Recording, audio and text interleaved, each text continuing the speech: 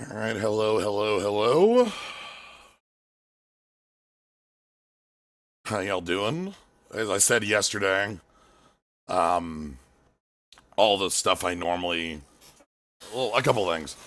Like this weekend is fairly busy for me, and I still want to do all my other normal streams. So I thought, well, where the heck am I gonna fit in time for more of these silly Supreme drafts? And the answer is, I don't know, like 1:30 on a Friday. So here we are. Um, So yeah, what we're going to be doing today is this new draft format, which it won't let me keep on here, so I'm gonna keep kind of clinging on this. The idea here is that instead of drafting like normal with 8 players and 3 packs, 45 cards, you pick a card, pass pack, keep going. Um, you draft with one person, it's you. You open a pack, pick 2 cards, throw the rest pack in the garbage. Open a pack, pick 2 cards, throw the rest pack in the garbage, and all that jazz. So, of note, Xenoblade's still going to be happening as normal later today around 7. That's not changing. The reason I want to do this early is so that, that still fit in. But yeah, so I'm excited to do some more of this very silly. Oh, wow. They, that's very funny that that's notable enough for them to add it on, this little note here. It's like, oh, Double Masters Draft, Random Extravaganza, Core 2021, um, premiere events. And then this last one is, it took us 20 years, but you could finally block people who spam trade requests at you because over the last month there had been some high profile streamers who players would, playing against them, would just spam trade requests at them to the point where they'd time out in the game and there's nothing you could do about it. Um, it's not like don't trade with suspicious people. It was literally people abusing the system to have a ton of bots spam a player so they auto lost a game because they had to keep closing windows, closing windows. Because when you get a trade request, it pops up a new window and you just kind of have to. Uh, so, yeah, it's really weird that was an issue. But anyway, Supreme Draft. These get started right away, so double E Rav Extravaganza.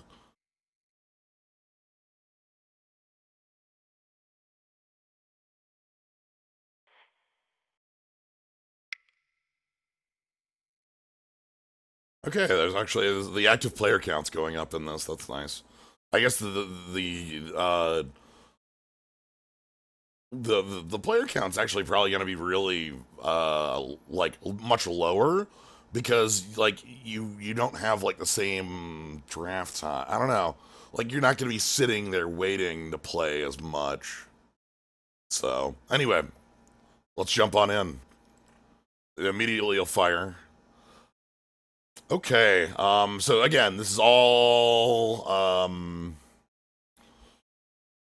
all of this is Ravnica packs out of 8 different Ravnica sets.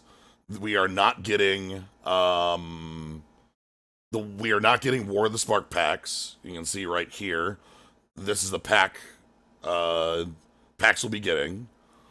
Um, one guild pack. That's a bit of a pain. Um, so so yeah. Anyway, why is this timed? Magic Online.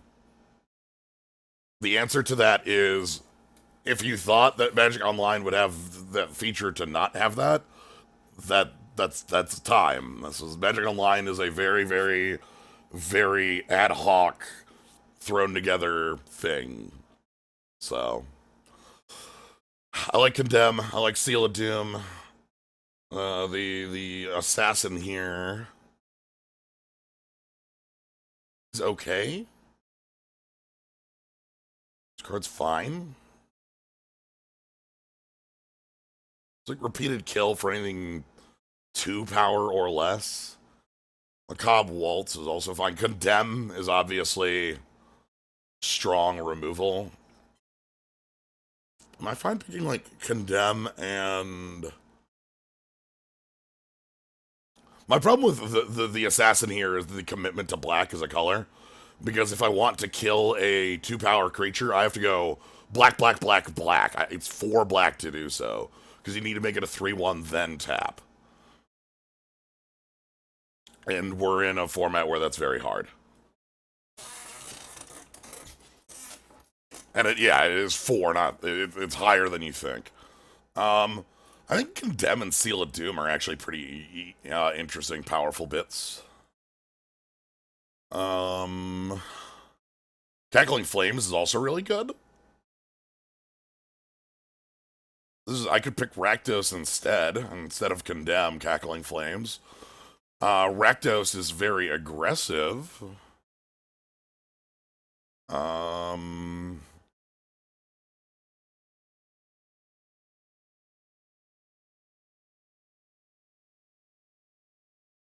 Yeah, dealing with bombs is what you need your removal to do, not just be repeated things. Cackling Flames is fine because if it's 5 damage, it's incredible. Explosive Impact was doing a lot of work for us, and that was 6. Let me quick check.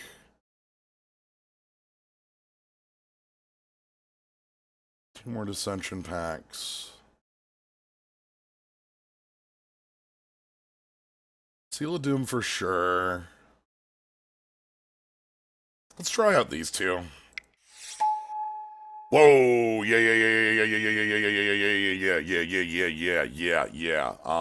Okay. Let's get that going. That's good shit. Viscopa Confessor is actually really cool. This is a 5-drop that just says, like, pay for life to Thoughtseize. Which is actually a really, really fine card. Executioner's Swing is okay. Devour Flesh is okay. Down below the cut. Orzhov Guildgate, obviously, is something that we would play if we picked. Yeah, getting Mardu. I like Confessor a lot. I don't know why the art doesn't load on some of these cards still. Because Viscopa Confessor extorts really good, and then also, like, the like answering a bomb before it comes down is really nice as well. Do I need to pick up the Guildgate here? Can I, like, wait on that and pick up the Confessor? Like, do that. Do that. And then see if we can get things fixed a little later. Like, right now I want to get some powerful bits. I'm happy with where we're at so far. Reckoner. This has got some power full shit in here. Oh, wow. So, what if Prophetic Prism? That's actually a really good point, Burnhead. Don't hate that. I think I like Confessor a little more. I don't know. Like, in this format, Confessor feels really nice. Like, I can just pay 3 life and then exile. I also like Extort, so... Lavinia... Oh, we're in Dragon's Maze, which is going to be some really low power stuff. Dragon's Maze is not where you want to be. A lot of good Azorius here. Detain your opponent's board. Pro-red. Flying Hexproof on the Ascended Law Mage.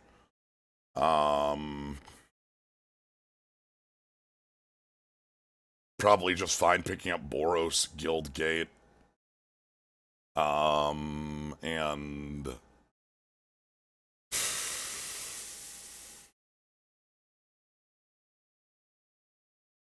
this gate... Dragon's Maze is a very easy time to pick them up because there's just so much chaff in a Dragon's Maze pack. Maze, Cluestone. What do they have? Horrible Counterspell. Like, just nothing. There's so much... I don't like Commando. This card's not very powerful.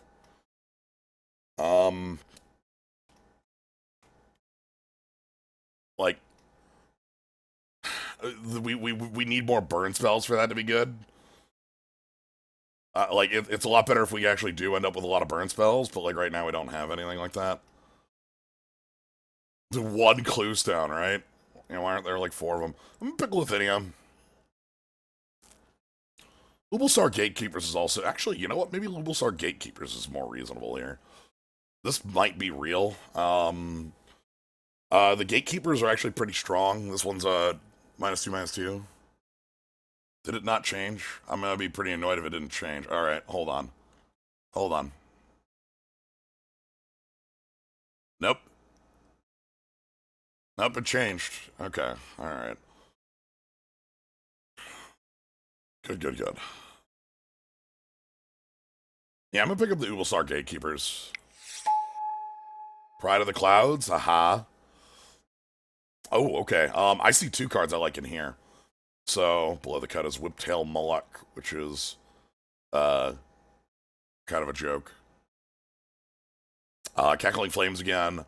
So Hellhole Rats is really nice.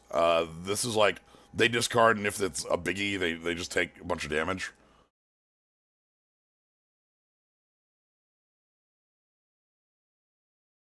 Yeah. And I like Signets. I'm a big fan of Signets. Pride of the Clouds is really pretty good. It's kind of fiddly, but it's a strong card. Um, we've actually seen very similar cards to this recently. Korea had I think a cat version of this. Like one that made the tokens from in play instead of from in hand. Forecast was the Azorius mechanic for the first time around, and it sucked. I don't know how else to say it. Wasn't good. uh Pick up the Hellhole Rats and the Rakdos Signet. That'll be fine. If we had picked up, like, there's some Azoria stuff that'd be fine here. Um, Steam Vents, Souls of the Faultless. Is it Signet? Drown in Gloom, Absolver Thrall. Haunt is a really confusing mechanic. Um, like, the way Haunt works is it's whenever a creature comes into play or the creature it haunted dies, which means you play Absolver Thrall, it dies, then you target a creature to haunt. Then when this creature dies, you do the thing again. And it's like explaining that in any way that isn't like 30 seconds is like impossible. That's the reason haunt stopped. So the Faultless is yeah. This card's fine. Problem is like they just kind of don't attack on the ground. Douse and Gloom will get things done. Maybe these two. I feel like enchantment removal will be okay to have around in our side deck. This isn't high power. This isn't like a. This doesn't give me a signet that I want. It doesn't have a lot of cards that are super good, but it's got some stuff that seems fine to me. Um, yeah, we'll do this.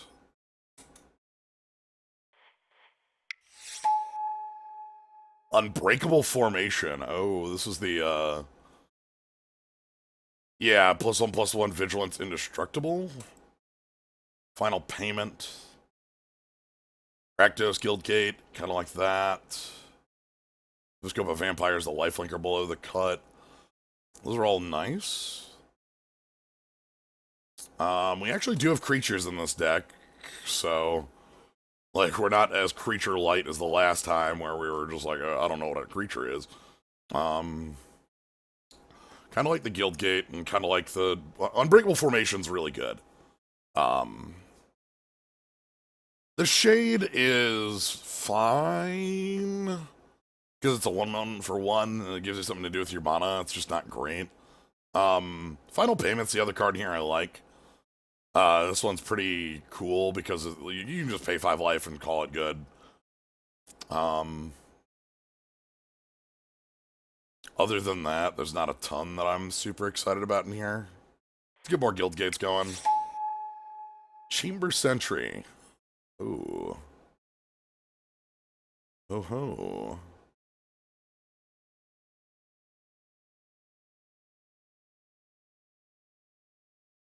Hey! Alright. Well, the Sky Knight Legionnaire, I'm actually pretty happy to get that.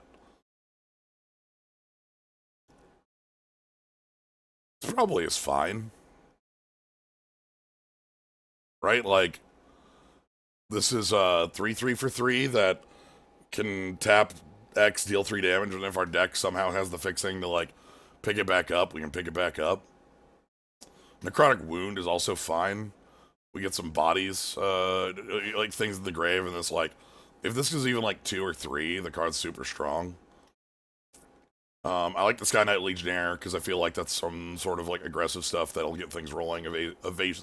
Evasion, put the clock on them. Oh yeah, I better pick these two. I think they're interesting enough. Gateway Plaza, Hunted Witness, Necrotic Wound are all like playable. Necrotic Wound is probably the one I'd most want next. Kill mages. What does this one do? Oh, okay, that's not nothing. All right. Crater Maker and Truefire Captain. These are really nice things. Hello. Hey there. I see you're trying that thing that you mentioned. Oh, I got the Boros Reckoner in pack 2. I know you love that card. Yeah, I'm looking at. So Truefire Captain's a fake Boros Reckoner. Yeah, Truefire Captain is really powerful. This kind of deck really relies on its 2-drops. That's why I want that Crater Maker. Yeah. We're early. Fresh Face Recruit can't be better than Truefire Captain. I would never make that pick. They're like. I would do it, but only if I was over shifted on 4-drops and needed a 2. But in this particular circumstance, like, even then, like, Truefire Captain's so strong at actually killing the opponent. I realize that curving out is super important too. It's just give me. It's the like, what 2-drop is better than just playing a Signet in 2 and playing a 4-drop on 3? Like, true. Crater Maker is one of them. Oh man, that's actually Hellhole Rats. Oh, Ubel Sar Gatekeepers. Ooh. Well, we got a pack of Dragon's Maze. What do you think we had to pick? Like, it was like, Ooh. I think we picked one of the guild gates, and then our other pick in that was just some garbage because it's a pack of Dragon's Maze. Yeah, Rectos Black. Boros Black is like a classic combo. Yeah, I mean, I'm fine having like Seal of Doom, Hellhole Rats, Viscopa Confessor, because Viscopa Confessor is cool. I like this card. Maybe we'll get some Tithe Takers. All right, or Syndic. Maybe we can get some Syndic of Tides. That's what I would rather have.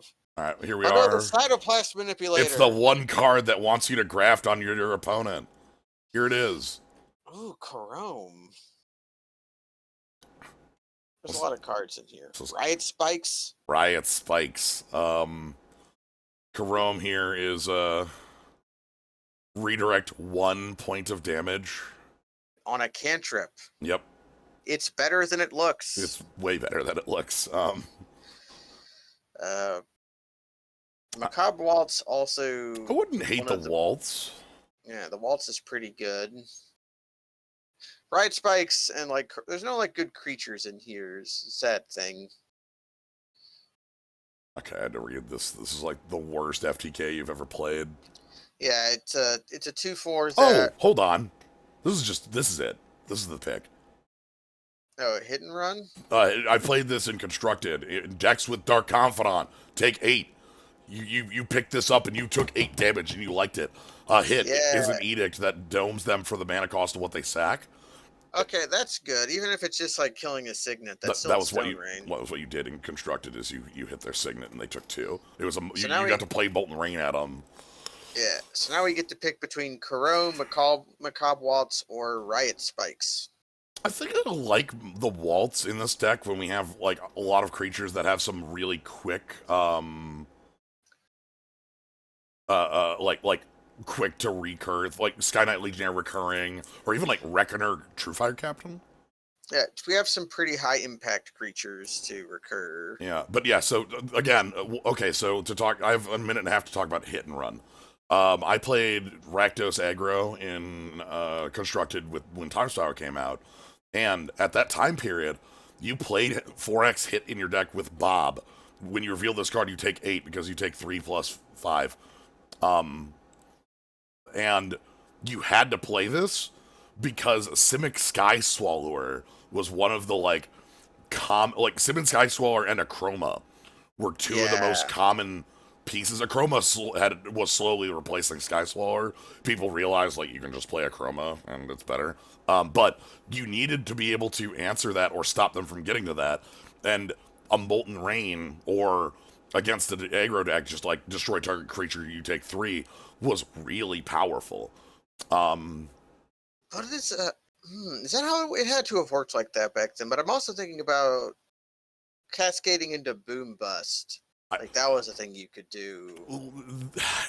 It was split cards are weird, is what we're getting here. Yeah, I know for a fact I took 8 damage off this card so fucking much because that You can take 8 damage off a card at least twice though, so it's fine. yeah. Ooh. We're an original Rav. Here we are with Plague. Okay, Plague Boiler was one of my favorite cards. I started playing Magic in Champions, but Ravnica is when I started playing a lot. Like that was when I started playing like building constructed deck. Like I started playing a lot more as we got up to Rav. And one of the first decks I built was a deck around not Golgari Grave Troll, Grave Shell Scarab and Plague Boiler. Plague Boiler is at its core a 12 mana deed. Uh, or like an O-Stone that takes forever to go off. And you've got that person running away from it. Yeah, they set it up, and they're about to do like a Geordie LaForge roll past a gate as like the Warp Core breaches or whatever. Yeah, it kind of looks like a warp core. Yeah, it looks a little bit like one if it was on like maybe not a Federation ship, but you know. Maybe it's like that's what it's the captured singularity that the Romulans use. Yeah. What's below the cut? Because you have a signet here, and then I don't know what else. Fiery Conclusion can be playable. Torpid Moloch. I see. Oh, that's a card below the cut. You know, this is going to be weird. If we end up with we don't have much Mentor right now. If you end up with a fair amount of Mentor, the Courier Hawk is better than it looks. Yeah, I think that, honestly, the Courier Hawk or the Benevolent Ancestor. Benevolent Ancestor's okay too. This was a card that was actually it is actually quite powerful. It messes up combat like a lot. You sacrifice 3 lands to attack with your 1 mana 3/2. Yeah, they were very. But the reason I talked about Plague Boiler for like a full minute is I saw this pack had Boros Signet and then like garbage. Either a mediocre flyer, a weird defensive creature, or a reactive spell. Yeah. Because the trick with Fiery Conclusion is you hold it up until they target your guy, and then you use it. Julian Grudian, we talked about how not as good as it used to be with damage on the stack, but still like okay. Yeah. Cards, especially if you're like in the populate deck. Well, also like you take a look here. One of the things that was all over the place in Rav proper were sapling tokens. When we returned to Rav, we actually had no sapling tokens in Celestia. It was really weird. It was all you had bigger birds. things. You had birds as your 1/1s, and then you had Knight. You had knights as 2/2s. Mostly it was rhinos though. And and centaurs. Centaurs were the 3/3s, and then rhinos were the 4/4s. All right. Nullhide Ferox. That's a good card. Ooh, Hellkite Whelp. That's a heater. I don't hate that. We were fine. Healer's Hawk. Hey, there's a better thing to mentor on. Talking about cards that mentor really nicely. Also that fresh-faced recruit that I would pick here now. Yeah. Hellkite Whelp is good, but it's pretty expensive. We could just take this pick here to pick up some cheap creatures. Yeah. I'm not sold on Healer's Hawk because I feel like it's going to be hard to play a 1. Yeah, if you're on gates. Like we're going to be on 3 colors. Fresh Freight Recruit at least will be easy to cast. What's below the cut? It's like a 10th District Guard, which gives a point of toughness for a turn when it comes into play. That's playable. Yeah. It's not great, but it's playable. Yeah. Severed Strands functions, but I would rather have the final flames from the previous pack than the Severed Strands. Yeah, I don't hate Severed Strands. Like, I'm thinking this is a pretty aggressive deck, and that we want to kind of keep on that. So Yeah, there's also Child of Night, which not great in the Ravnica formats, but is a playable 2-drop. yeah, I agree that the recruit is the better one. The happy part here is that we do getting two Get picks two. here. Is that means I can go ahead. I'm thinking the whelp. We don't have a lot at the top end. That's a good one. Um, Maybe we can give a death touch. I want to find a couple ways to get off colors for this Chambers entry. You might be thinking, why the hell would I play this card? It's already a 3/3 for 3 that has tap, deal 3 damage, like, sack, deal 3. Like, But it's if we can just like incidentally get some gates to go los it. yeah, or give me a damn, like, one Simic Signet, right? Like, Yeah, some off color signets. Look at you, Mister Double on color I signet. know, right? Ooh. Dead Bridge Goliath. This card is a Ooh, this is a beatdown. beater. This card is I like this card a lot because it's very Oh my God! Look at the other card it auto selected though. really? The Catacomb Slug. Really? Also, would you like to pay a little bit more for your For your healer for your socks. healer sock? Yeah, your dagger drum imp.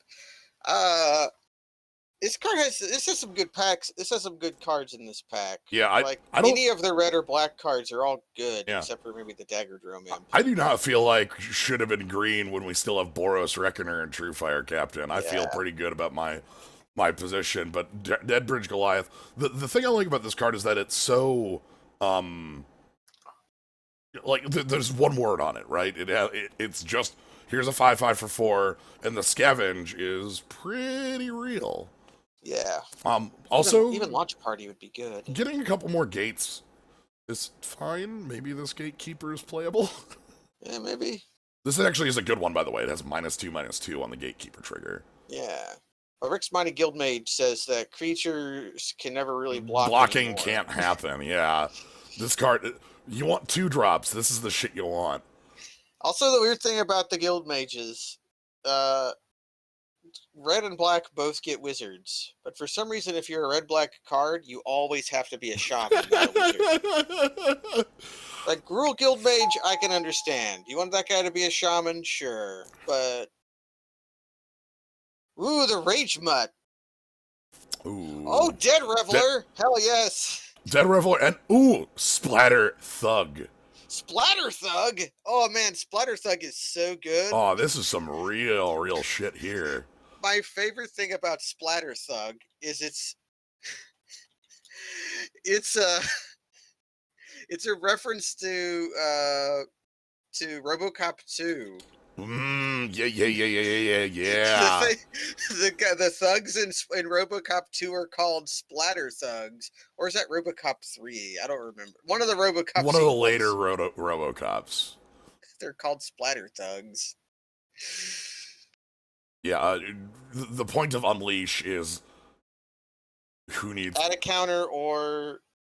Okay, the weird thing about it is if you put a counter on them and they didn't unleash them, if they're leashed, they will then become cannot block. So you have to be kind of be careful about that. The funny thing about these is that, like, every Unleash card has there's one Unleash card that has ever been a choice in life.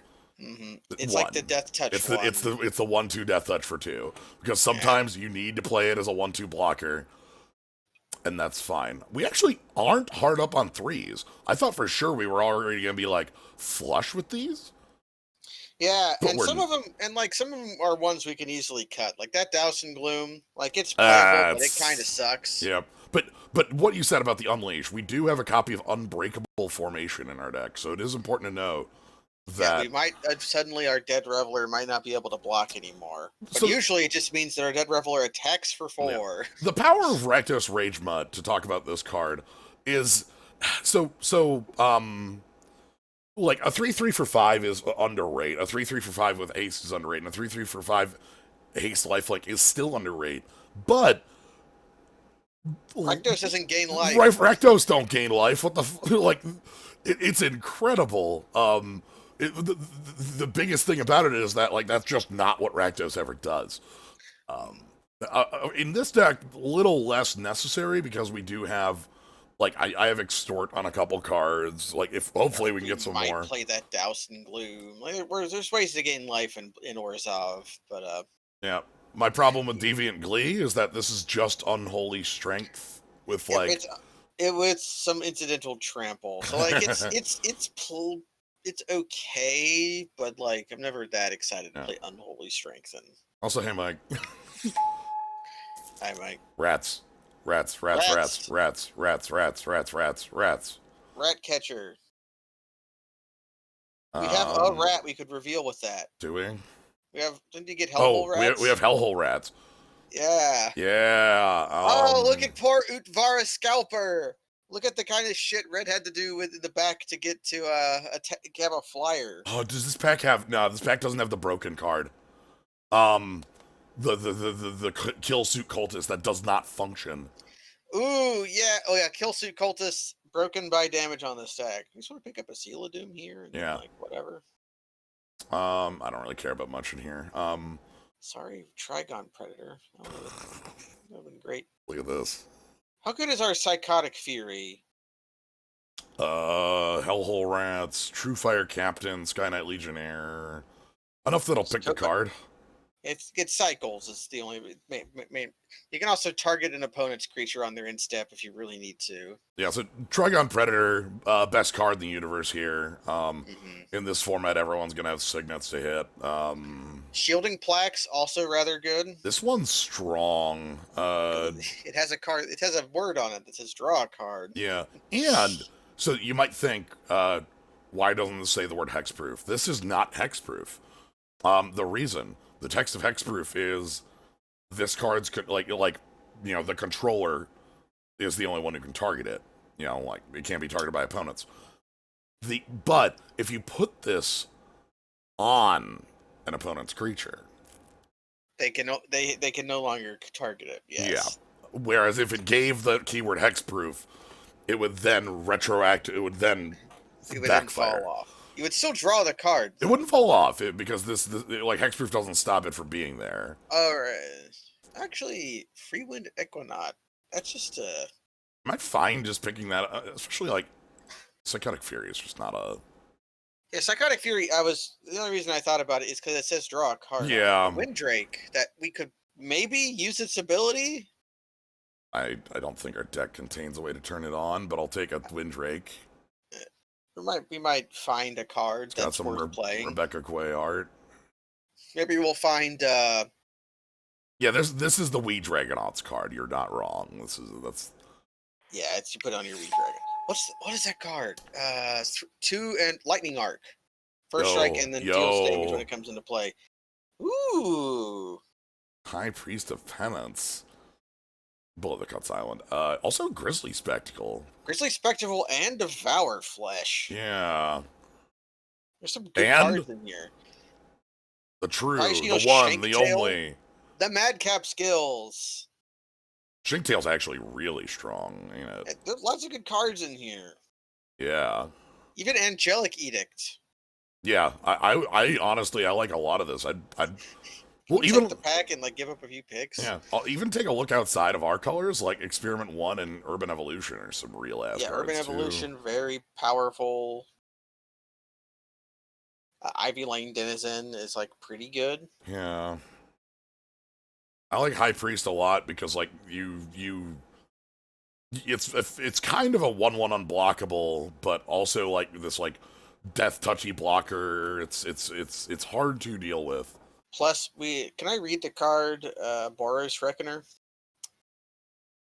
Yeah. I want to know if that works. Deal that much damage to any target, huh? Yeah. Madcap was my favorite draft pick pretty much all the time. Understandable. Combo. Well, the cool thing we can do is we actually do have Unbreakable Formation to give our cards indestructible and a counter, so we could give High Priest of Penance like a +1/+1. Yeah, Madcap Skills is like, of like auras, this is the one that is like, hell yes, hell Yeah, yes. it passes the Rancor line, as we call it, which is to say an aura has to be extremely good for you to be able to want to play it. Well, like evasion and like a bolt immediately. If they can't immediately answer it, they're taking 3+. I'm gonna go. What's the worst aura you would regularly play? I think mine was Mark of the Vampire. Ooh, yeah. That card's pretty bad, but you would just regularly play it. Oh god, it's like looking into a time portal in this pack. Yes! Holy shit! Look at all these wonderful cards. We've got Char, Remand, And Ribbons Runes of of Night, Night, some signets. the stupid Viashino Fangtail, That's probably my other pick here, by the way. the Selesnya Signet. Um, Oh man, Transluminant. yeah, that one. This was like a pseudo reprint of like not a reprint, but like this is a card that has existed a couple times. I think Masks had it. Yeah. Figtail's cool because pingers are not. Pingers are decent. Seismic Spike. Seismic Spike's cool. Like Stone Rain for 2. You know, this is Yeah, this it's is Sinkhole. This is Sinkhole. so the thing about Seismic Spike is that Seismic Spike exists in an era where land destruction was still real. Land destruction was still real, and it exists in a draft format where everybody has K-Roos. If you've ever had your K-Roo exploded, It you feel sucks. very, You very are sad. the deadest person in the world. Ribbons of Night fucking rules. I just want. Yeah, it's so good. This card is amazing. You have no idea how good this card is. Like this is one of the cards that made like as far as drafting, like you saw this come down, like so you might see this and think like, wow, what is that garbage? I've played with Enter the God Eternals or whatever. It's like, well, yes, you have, but Well, this is an uncommon. Also, it draws a card. yeah, Remand obviously. I just see this card and I see everything I love about Rav 1. Yeah. But yeah, like I was saying, Seismic Spike, the set before this, Kamigawa, Stone Rain was in that. Molten Rain was in the block before this. Molten Rain was in the block before that. Like this was back when land destruction was still real. Seismic Spike wasn't played, but in this standard, there was literally like Magnivore decks that were just land destruction. The deck it was because you could play Stone Rain. You could play. Was Molten Rain still around? Molten Rain You had rotated with yeah, Rav showing up. because you also had like Eye to Nowhere, which Boomerang is basically a land destruction spell. Yeah. So the reason I'm picking the Fangtail over the Signet is because we just picked up this High Priest of Penance. Yep. So now we have a very if we can give High Priest of Penance a toughness, and we can put these two cards in play, things become very good. Also, no, we could mentor onto it. We can mentor onto it too, yeah. Like, are they going to block? They're not going to block. Yeah, no. Okay, 3 packs left. 2 packs left. This is near the end. Ooh, Clan Defiance. Clan Defiance is a fucker. Can we splash that? Nah, we don't need to. No, sadly, it's a little bit too late to pick it. We get Sunhome Guild Mage, which is very good. This card rules, by the way. By the way, you talk about fireballs that are blowouts. This is fucking. You like deal 4 damage to 2 creatures and then your opponent's face. By the way, the pick here in my mind is Sunhome Guild Mage and Massive Raid. Massive Raid. Yeah, Massive Raid's a good one. I was thinking maybe Angelic Edict, but we're probably going to be. If we can probably consistently do 3 damage with Massive Raid, which is the Mendoza line. Yep, a lot better than Dallas. Oh man, Armored Transport. I forgot about that card. Oh yeah, dude. Oh wow, right. This is the one that always attacks. Yeah, Armored Transport is the battalion enabler. I don't hate Syndicate Enforcer. It's just like of the extort cards, it's like the worst body. Yep, it's because you can also get a 2/4 for 4 extort, which is better. Or like there's a bear. There is, yeah. Syndic of Tide is it's the in this best set. one. Yeah, but black creatures were still bad back then. All right, final pick. Niv Magus Elemental. Oh, that's beautiful. Um, Ooh. okay, pretty happy with what I'm seeing here because I see Ultimate ultimate price. price. So ultimate price is actually going to be worse than like realize that this card is in Ravnica, Yeah. obviously.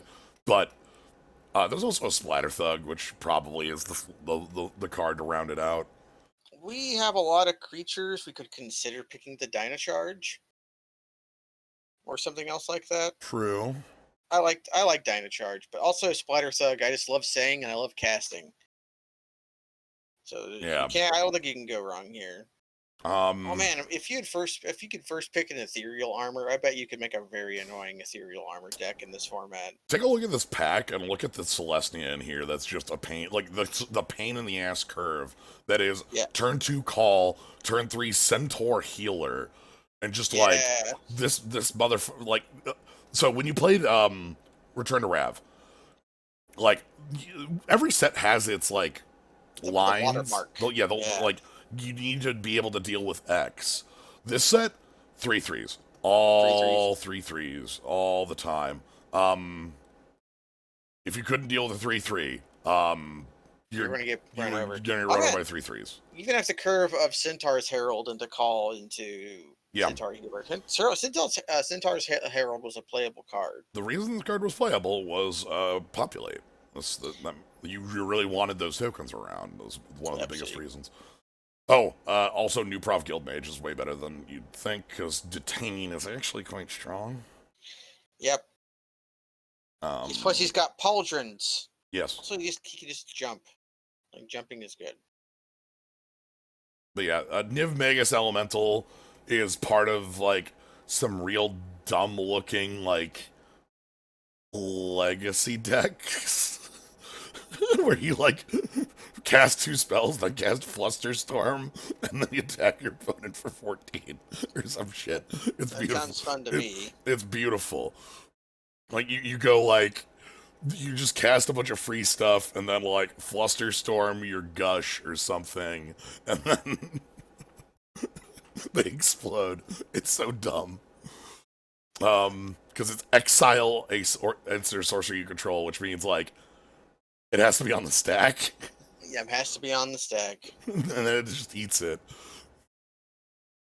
So, There's a lot of um, good cards in this pack. The only the bad cards in the pack is like destroy the evidence because Mizium Skins is also like a yeah, and blowout. you might see Perilous Shadow and think like, not a great shade. For one, actually, you're wrong because this is 2 for 2. Yeah, it's an efficient shade that lets you spend your mana morph because you're not Also, mono black. I mentioned how the line is Eats a 3. 3/3. Yeah. Yeah, this just blocks. Also, Grizzly.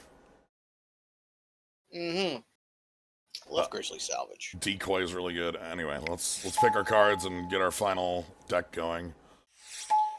So let's find the worst black cards and remove them. Honestly, looking at this, we look almost more Rakdos than anything else. This is gonna be interesting.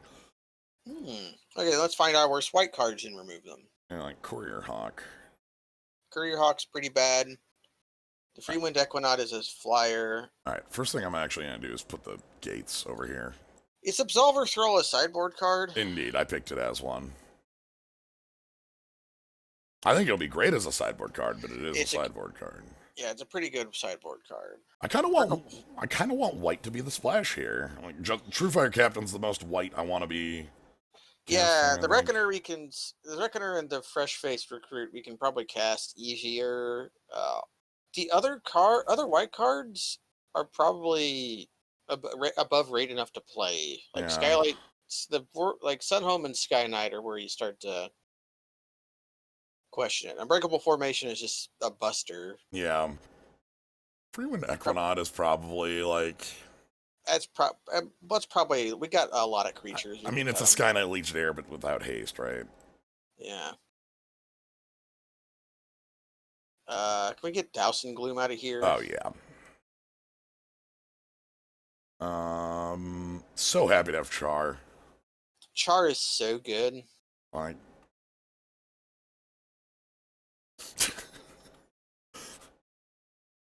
A blue card. Have you heard of a man named Char Aznavour? I have. Yeah. And Ho-Ho Rats is so weird as a design because it just induces them to sacrifice. I mean, to discard a land. Yeah. Oh, sadly, we can't cast the run part. Run is actually this like weird. Run is a very weird trumpet blast. Yeah. That trumpet blasts for it can trumpet blast for like 6. It's actually that's why it costs 5. Yeah. But The reason we're playing it is that hit is very, very powerful. yeah. Okay, let's. So Chamber Sentry is never going to be any better than a 3 mana 3/3, but it can also be a 2 mana 2/2. Yeah, and honestly, looking at this deck, it's likely to just be a 3 mana 3/3 a lot of the times. I'm looking at like. All right, and then I want to do group separately. Okay, so.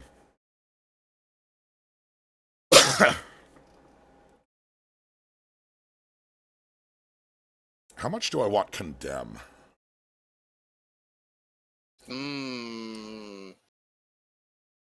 Condemn is extremely good and limited. Yeah, I think the answer is still probably yes, but I'm thinking about it in the sense of like, uh, okay, actually, better question. Ubulsar Gatekeepers. That's probably I think Ubulsar Gatekeeper can get out. I can get that. We only have 3 gates. Like it's possible, but not too likely. Yeah. Man, it looks like all our we've done this thing again that we often do, where all of our creatures are one color and then all of our spells are another color. So like all of our creatures are red, and then all like all of our spells are black. Yeah. Luckily, I have Rakdos Guildgate. Who have 2 different Rakdos Guildgates actually.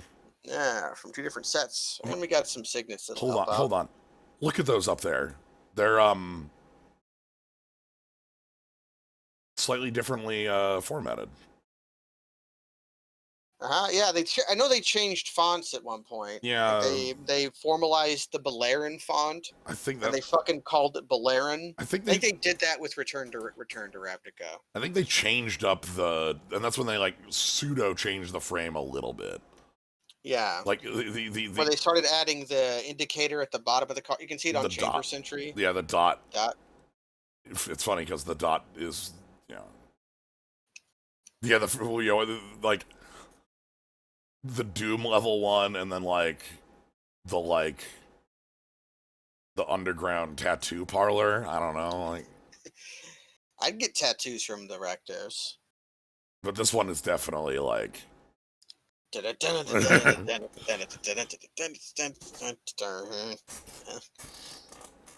so we have 5 cuts to make. We probably don't want to cut too many more creatures. Yeah. And our creature base is really good. Again, I'm looking at like trying to make white a little less of an issue and trying to keep only the most powerful things in. Then we can. Our removal suite is such that we could cut Condemn and then bring it in against the Cloudfin Raptor decks, because it's very good against the card Cloudfin Raptor. Yeah, well, it's gonna be great against. My problem is like twofold. Is that like obviously Swords to Plowshare style effects gonna be really fucking good, and Condemn is really strong. But like we're trying to be the aggressor, and that effect only works on an attacking creature, and the hope is we're not in the position where 16 creatures. I'd probably cut 1 more, and then that's as much as I'd want. But all of our creatures are pretty good. It would probably be like a Splatter Thug or something. Yeah, or Dead Reveler. Wow, then we have like no black creatures and all black removal. Yeah, we'll have the High Priest and the Viscopa Confessor if we want to still have those. Alright, well, what about like Dead Reveler? Maybe Massive Raid? Massive Raid could be out, yeah. These are all cards we can always bring in if we need them. Yeah.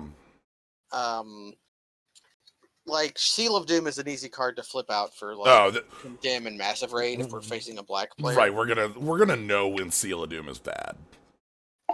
Yeah, or even like Ultimate Price as well. Here's a question: what is our curve like? And we're playing 2 Signets. Do you just want to like play 16 land? So this is the curve. We're pretty overshifted on 3. That's if we hit 3, we're basically done. We have some 4s.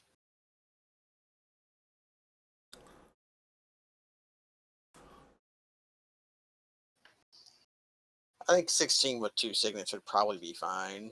Yeah. Maybe 18 mana sources for a deck that can operate on 3 mana sources. But even if we do that, we still need a cut. The whelp. Lower the curve some. Remove some of our flying. Maybe the confessor. This might be too slow for what we're actually doing. Yeah, it could be. It could also be a sideboard card. Yeah. A card we absolutely need to pick off. Maybe just 14 creatures and just a whole mess of removal. Yeah. That's good. And the Macabre Waltz kind of will let us turn our creatures into more creatures. Yeah. That's a double raise dead then discard, which at rate is raise dead. At best is pick up your 2 best creatures and discard a land. It's usually that one. All right, now we've got the hardest part of this.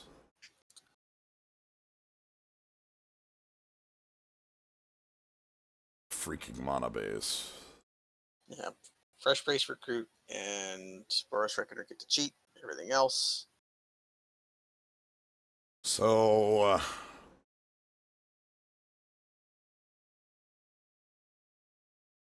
we can go down. Okay, we can probably actually go down on mountain. So every single fix. Everything fixes for red, and it's just the Fling Tail and the Reckoner that want more than 1 mountain. And even then, like, drawing a plains is gonna still be fine for Reckoner. And if we have to hold on to Fang Tail, then that's just something we have to do. Everything else looks pretty. I guess there's also True Fire Captain. Hey, it's recommending a fake deck. Hey. If I did this, that'd be 12. It'd be a 39. It's because of the point. It's because of the 0.5 forest, by the way. So we probably the white and the black are evenly tied. And the black is a little higher because of the Rakdos cards. But we have 2 Rakdos Guild Gates and only 1 Boros Guild Gate. Yeah. We could go 4-4-5.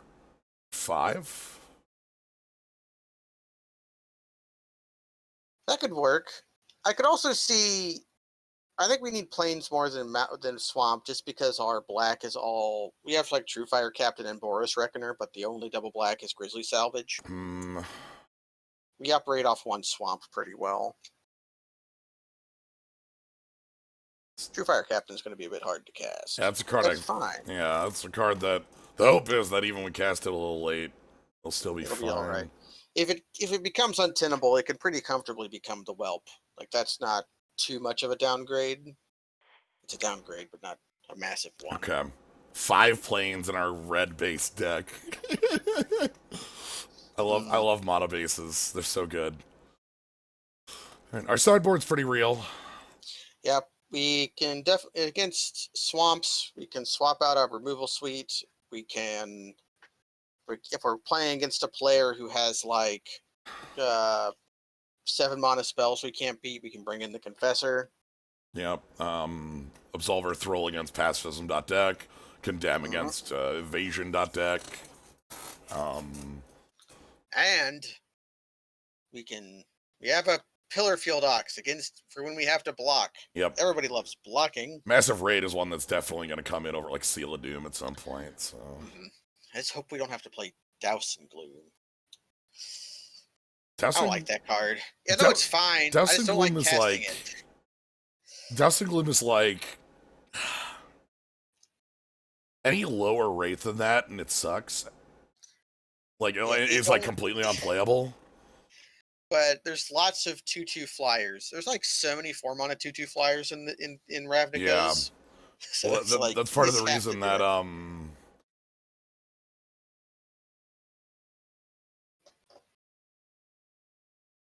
don't hate this. This is it operates off just the cards it has for a fair amount of time. Yeah. The Grey Ogre of kill spells. No money in Moto.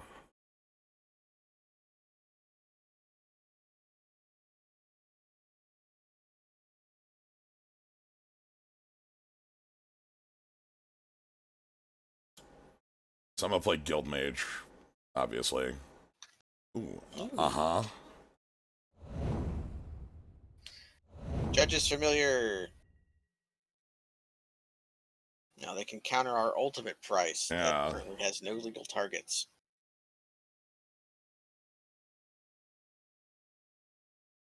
But Seal of Doom can't stop that. Nope. That's not an instant or sorcery. Oh boy, they are. Out the gates, Ooh, huh? Boros Mastiff.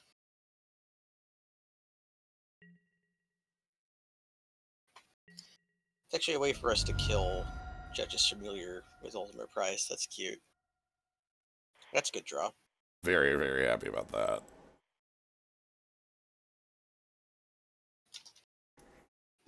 So next turn we have Crater Maker, leave up activation, or just make a 3/3. Man, Chamber Sentry looking pretty hot against their field right now. Yeah. I like getting that down and then being able to like play Crater Maker, leave up Chamber Sentry for 1 or 2, and like there's a lot of power there. Looks like they're attacking on 2. I'll take it because Taking 3 is not so bad. thank goodness they're not like this thing lifelinks on Yep, I'm Battalion of Lifelinks. and that's a bit of a pain for us. Like we don't really want to be dealing with a mono white.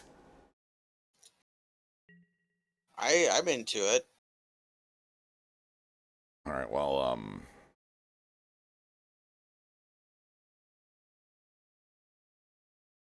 We're going. You want to see if you can trick your opponent? Okay. If they do this, then it's very. It eats our entire turn. Okay, they realize they can't do that. okay, I think this is just Chamber Sentry.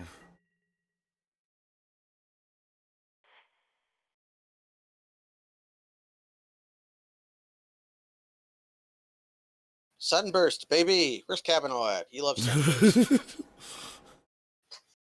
Here it is. It's got Sunburst, it's got Converge, it's got 3 power and toughness. I can't recur it. If they attack all out, I'm taking 5.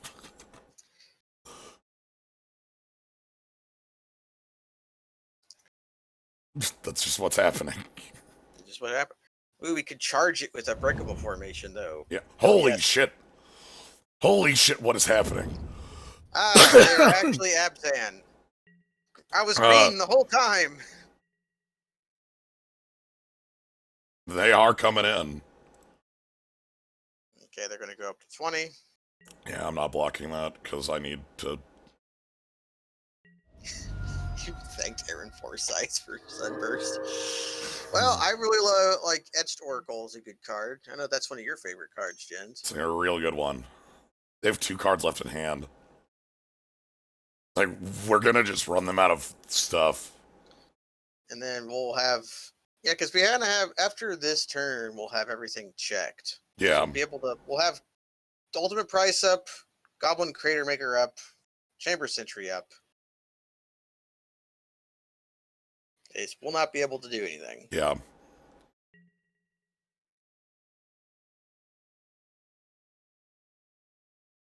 Then we'll die to like Assault Zeppelin or something.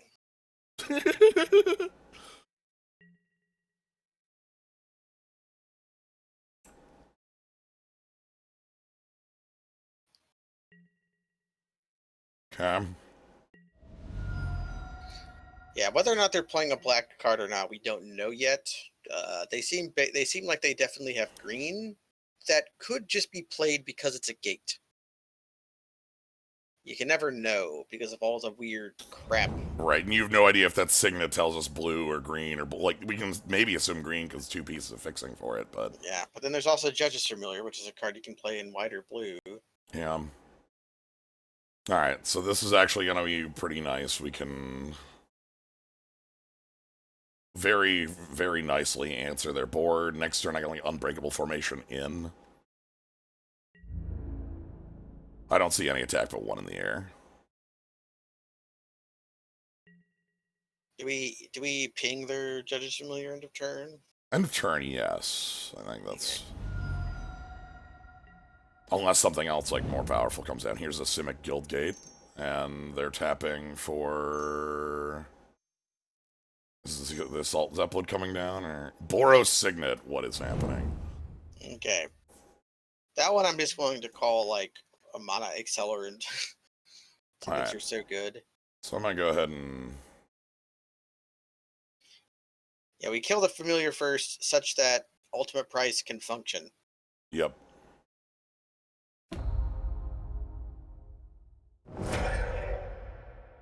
Yes, Goblin Crater Maker is colorless, non-land permanent. Yep. You can board it in when you're playing Legacy Goblins. You can board it in against Show and Tell. Yeah, I'm just gonna Unbreakable Formation here. Yeah, bust them. You gonna addendum it? Absolutely. You always cast this card as addendum. Yeah, that's basically the only time you ever cast it. There's a reason Rav never had an Eldrazi problem. We got a goblin. I've got mines. They showed up 1 point and the goblin looked at them and they're like, oh, all right, this sucks. I don't want it.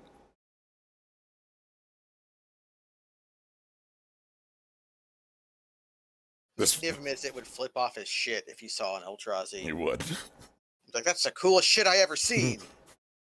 He's like, holy fuck. That's a nothing. I love it. Get Murdering Karn. Ugin never showed up to this plane. Like,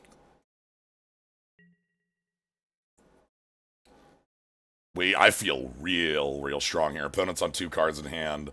Obviously, they could play something large, but like Ultimate Price Seal of Doom is still our hand. So, yeah, like the card they would have to slam would have to be really powerful.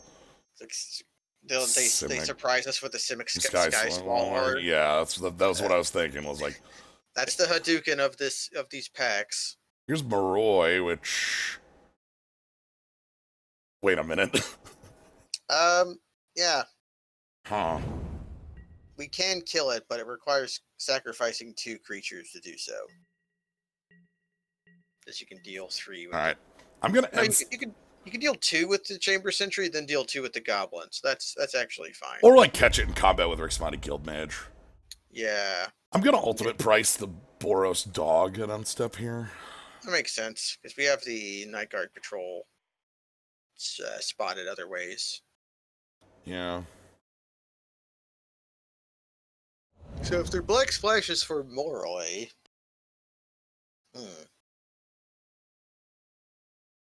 Alright, let's attacking with... Chamber Sentry? No, we can attack with the Goblin, too. We can attack with everything, actually. Yeah, I might leave the Chamber Sentry back to, like, activate. That seems fair. Or, honestly, I might just want to turn team sideways here and just go. Yeah, we attack for 9. We are compulsing at least 1 block. Like, they have to block something. They have to block both. Oh. So, say they don't, they block 1 and take 6. Activate Rixmati, put them on 1, and they die.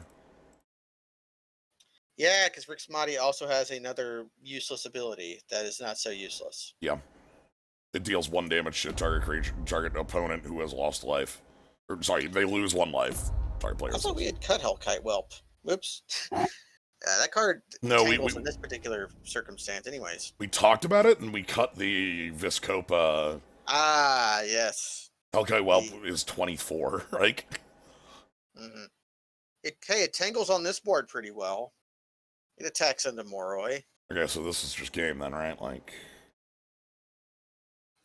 Yeah, we attack them to 6. We just double ping them, and then they die on their upkeep.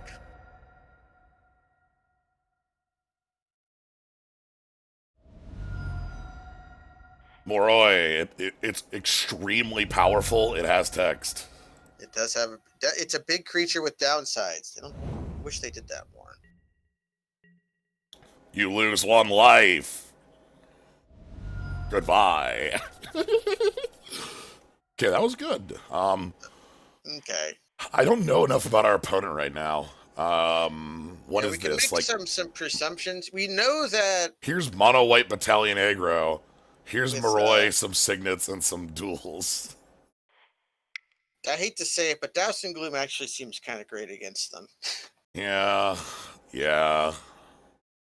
Like it could be better than one of the seals.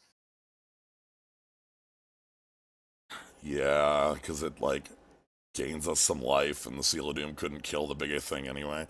So Grizzly Spectacle, by the way, it says non, and you might think it's not artifact, weirdly enough, because you can't, like, explode into blood artifact, I think is the thought process here. You've got no blood. Like, You explode out. the person in the background got, like, Kenshiro'd, and you can't Kenshiro a robot, unless, I mean, I think Kenshiro could Kenshiro a robot, but, You lose life. Okay, a little bit of life gain. They were a pressure deck. Maybe so we can that's just good. draw High Priest of Penance and, Yeah, I call like it it's a just like a day. guy.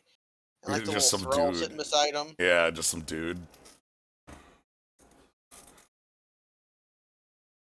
Right, blowing up the robot would be a spectacle, but not as grisly. No, it would just be a spectacle. Yeah. It would just be not a grisly one, but a spectacle. So that means it would be a spectacle card from a different set. Also, Viashino Fangtail is something I want in this matchup. Our opponent showed a nice amount of 1 toughness creatures. Yeah.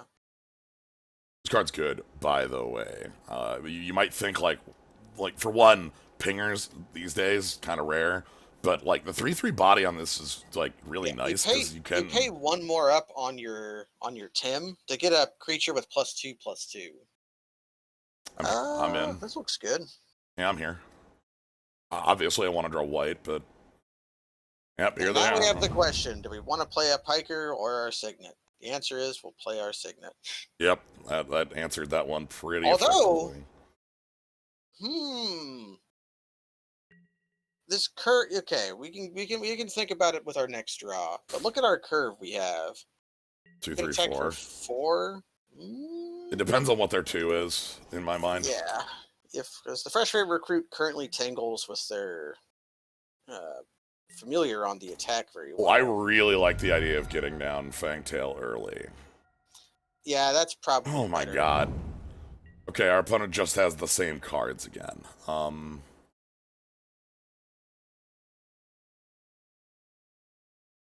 Yeah, let's go ahead and make the Signet.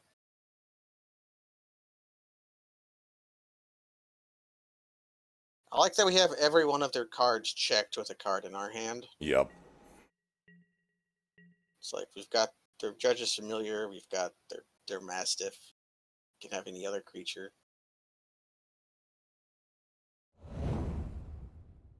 Okay.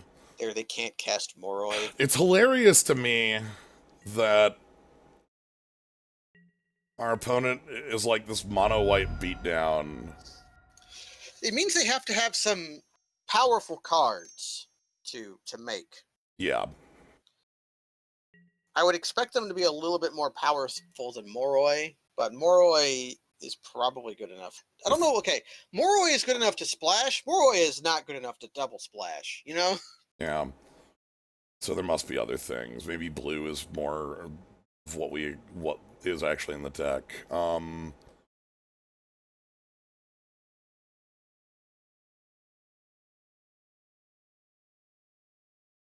Moro is actually really... I don't want to see it right now. That's actually, like, we don't have an answer to that card right now. They're fairly off casting it though. It's just double blue and then a black. No, right? Like blue, black too. Oh, okay, then they can't cast it. Yeah, that card's actually pretty easy to cast. I was thinking of Night Veil Predator. Yeah, that's... Similarly powerful to... Any 5-color cards in these sets? 5-color cards are a very rare thing in Ravnica. Yeah, we've got the Chamber Sentry. Chamber Sentry's sort of one. The Niv Mizzet's from War, so that isn't in here. Yeah, there is the Nephilim, which are 4 Those color. are 4. Technically, yeah, there's transcript. Yeah. Don't cast Moroi right now. Don't say that. You know what they're going to do if you say that. Oh, Way of the Thief. Okay, I'll take 4, and then I'm playing Seal of Doom. They do not control a gate. Is Way of the Thief the worst aura? It's pretty bad. That's a heater. That's for next turn, though. Yeah, we kind of need to do this. You can play Seal of Doom and then nothing else. That's a bit sad. If we had untapped land, we can make a 2-drop, but we take our 2 for 1, and we kill their Judge's Familiar at our leisure. We might do it now just so they can't trick us. I'm gonna take leisure right now. That'll be. We have decided on leisure now. That's very leisurely. The game has ended. Hey! They were a little all in, huh? Seal of Doom is a good card. Sphinx of the Guild Pact is another Chameleon Colossus of multicolored cards.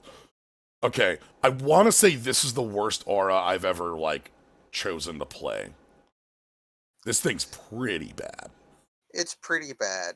Especially because, like, I think +2/+2 unblockable exists in, like, a core set real close to this set.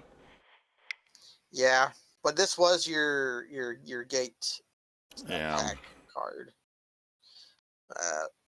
The reason you played Mark of the Vampire was because there wasn't a lot of removal and lifelink was very powerful. Well, you put it on like any evasion creature and it's like a 4-powered swing and you hit for 4, gain 4, and it's super good that way. But it makes me think it's very, very similar to a much a better card called Gift of Orzova, which just gives it the flying anyways. Remember that card? That's a card you could pick in this form. +1/+1 flying lifelink? Yep, 1 hybrid white, one hybrid white black, 1 hybrid white black, so 3 for +1/+1 flying lifelink from Gate Crash. God, that one, that also reminds me of, I think it's on Sarah's Wings? Yes, Sarah, which was the fake Sarah's Embrace. Those like +1/+1 flying first strike. Did it make it a Baneslayer? Yes. Enchanted creature is legendary. +1/+1, lifelink, vigilance, flying. So you not get first strike. You got vigilance. Vigilance is sort of better depending on what you put that on. But it itself was legendary, and let's take our obvious mulligan that has nothing to do with colors in our deck, but has a lot to do with Now this is a hand I can keep. Okay, we have to make a painful. No, not really. No, okay, Hellhole Rats probably at the bottom. I kind of like the card here, like, because we can play it on 3 if we get another land. Did we ship the Fresh Face Recruit? Yeah, I'm thinking the Fresh Face Recruit. Because, like, I know I'm playing Signet on 2. Yeah, I thought the Reckoner was very hard to cast, but then Boros Signet. Right. I turned Swamp into it's actually the easiest thing in the world. So yes, Swamp taps for white-red, as it turns out. Probably play the Plains first. I'm going for maximum confusion. Maybe they'll think that. That's a good card. Good cast. Their own Signet on 2. See, you tried to confuse them, but it was actually just reasonable. Okay. So, Boros Reckoner or Hellhole Rats. We probably just get, like, Reckoner going. Oh, wow. Hello? Okay, there we go. Trying to watch the stream crash Discord. Nice. But now it's no longer crashing Discord. Alright, I can play Rats in the haste here. I can just play Reckoner and get rolling. Reckoner is the more powerful card. The Rats will get a little bit better as they play out their hand. Yeah. Thing is, the Rats also, like, this is the turn where it in combat might matter. We can pop it out then. Yeah. Right. They'll discard a land, but that might actually be good for us.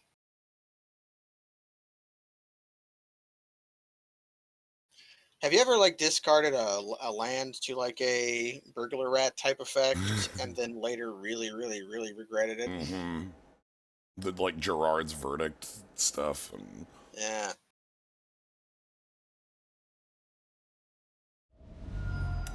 Ooh. Annihilating fire. Okay. There's a They discarded a double red. This is actually a good card. when I think of like the most sort of generic possible um 3 burn spell, Annihilating Fire is actually the one that comes to mind. Like that I, or Carbonize I think of Yamabushi's Flame. Yeah, yeah, Which is yeah. almost the same card. Oh, speaking of fire. Ooh, Seal of Fire. So our little hellhole rats was a Blightning. How nice. Oh my god. What the fuck is happening over there? Signet, good. Okay, I want to say, what if we just made the new Lightning Strike just Yamabushi's Flame for 2? I think Magic is at that point where we can just have that. I like it. Not a fan, thank you very much for the sub. Alright, so they I have... subbed yesterday, but it didn't give the chat message because the day before I gave the anniversary message. Oh my god. So goofy. Well, thank you for subbing as well. Good, I didn't want to feel left out. I'd be very jealous. Okay, so their hand is a mountain and 4. Tithe Taker. You got it, boss. Nice. That's a neater. I always like this card a lot.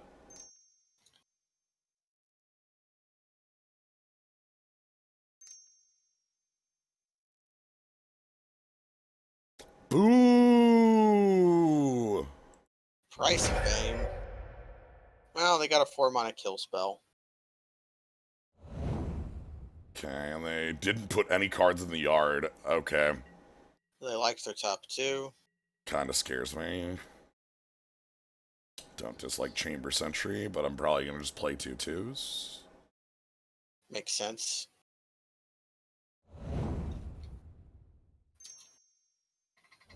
High Priest can, like, cut them off green, I guess. I like that we can pay as much mana for Chamber Sentry as we want, but it doesn't matter. Yep. You pay 4 for it. You can pay 7 for it. Yeah, okay, it doesn't matter. Hand's got decent removal. Like, we still have a lot. Every single card we have is still removal. Yeah, the ones in play as well. Every card we have is removal. The only bad thing is that their card is 2 cards. Yeah. But both sides aren't very powerful, so it's just kind of a value creature. Alright, what the hell's going on now? By the way, our opponent's, like, also hyper removal. They're doing Signet math. That's why they're so confused. there's a lot. They got Signets and a Keru. It gets confusing. This gets very difficult very quick, and it's like, do I use the planes? Do I use the Keru? Do I use Signet into Signet? There's like 1,000 ways to do this, and they're all like, Signets are incredibly powerful. They're a little weird. Like, yeah, for how simple they are, you do have to think about it for a second. Mortify targeting our High Priest. Got it. I like the Signets a lot, but I think I hate them now. Gruul Turf. Cubes. Oh my god, they are. Yep. For everybody out there, just don't put Signets in your cube. If you want to put like 2-mana accelerants, just put the diamonds in there. Yeah. Our opponent is definitely pile of removal. Splatter Thug. Alright, well, first things first.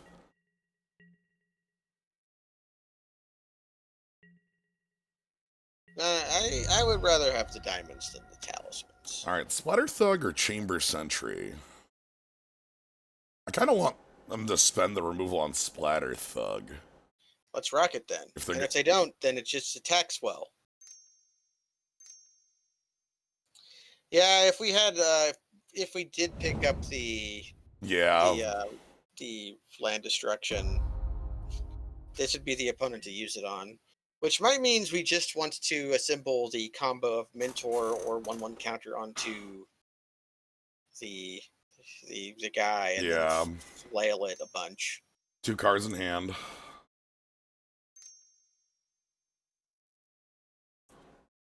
Seismic spike. Here comes. This is a 5-color play. Nephilim? Do they have their own chamber sentry? If they do, we just blow it up with. Punish the enemy. Also, during your opponent's turn, abilities cost 1 more. So we have to pay 2 for this. Yeah, so I can't. You can't counter it. We would still take the. Yeah, it is target. This is Searing Blaze. Oh shit. All right. Okay. Well, I know. Yeah, they get a 1/1. They get a 1/1, and then I play Seal of Doom, huh? Every removal, and then just like an over the top card like Legion War Boss is a good plan. That is something you can and should do. It's basically what we did. Only we. So they're out of cards in hand. Yeah, and we're gonna lay up with a 3/3 that can start. We can trade our 3/3 for all of their ones. Yeah, their entire board. But it's a 3/3 blocking will all basically do the same thing. So this is actually a really impressive bit out of our opponent. One of the powers of the Karus is our opponent's on 4 lands and is on 8 mana. Oh my god! All right, that's some real shit right there. In with the Splatter Thug. The only thing Splatter Thug knows how to do. Why does it keep attacking? What do they have? No, that's Riot Piker. I'm sorry, Riot Piker. You're in first strike damage. How many times have you done that in your life? About 1,000. Like, the trick there is that it's a mistake that, like, is free to back up from, so I never make it, right? Yeah. If I ever passed with the mana floating, I would, like, it'd be such a flub, but I never do, so it's like, well... Yeah, we would at least get the excess mana warning, and the very worst that could happen is we would just be able to cast Ultimate Price. So right there, it would have been bad, but not the worst. And then here's their kill spell on Chamber Sentry.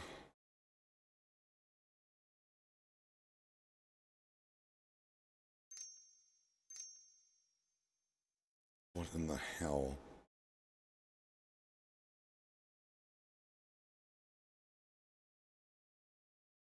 It's a fake word. Yeah, Bedeck and Bedazzle is the other half of that card. Do I want to Ultimate Price the Tide Taker here? I can't do it on their turn because spells cost 1 more. Nah, I think we can afford to wait 1 more turn on that.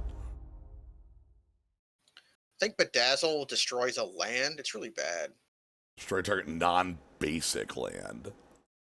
Yeah, it's like a 6 mana Molten Rain. Good God. Heaven forbid we have Molten Rain, but worse. Buddy. We have to make it unplayably worse. Buddy, please. Okay, that's a creature we could murder.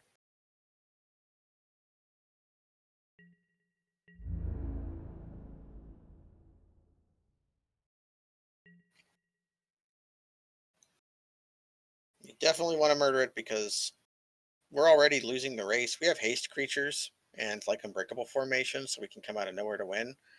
But if they extort off, it's going to be much harder to... The problem is...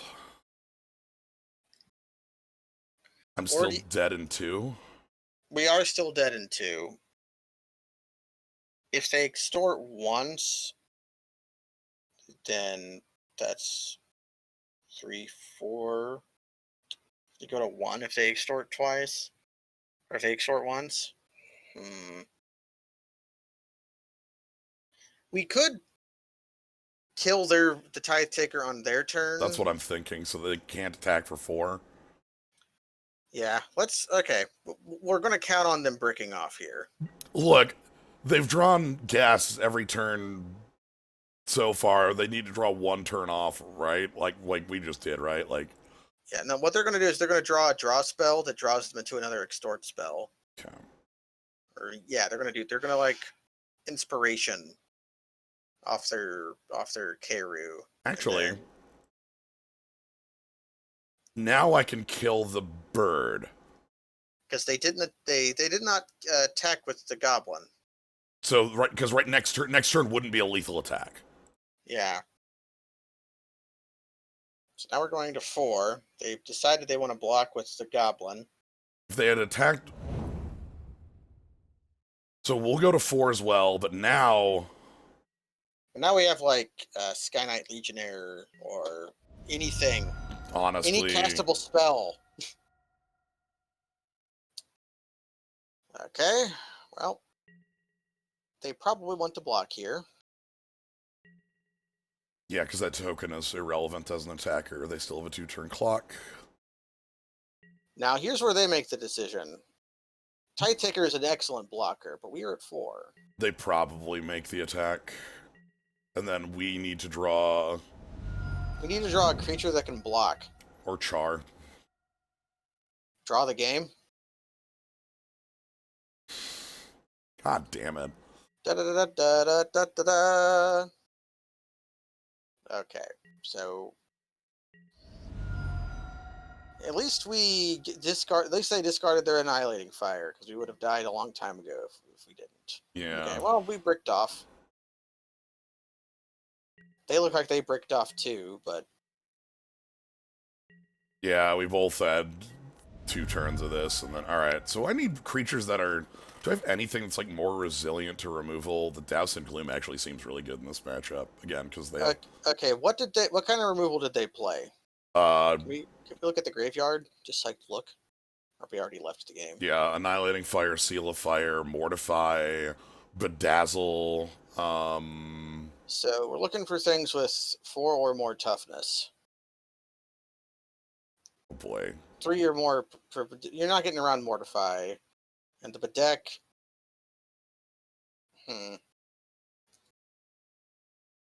Is this a creature? Is this a matchup where we want the Pontiff against them? Just like take our 0-for-1s against their 1-for-1 deck?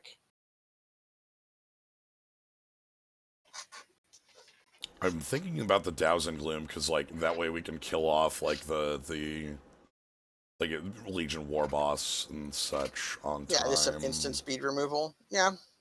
What are we cutting for that? Dead Reveler actually, by the way, is 4 toughness. Yeah, Dead Reveler would be a good attacker here. We can swap a Splatter Thug for a Dead Reveler pretty comfortably.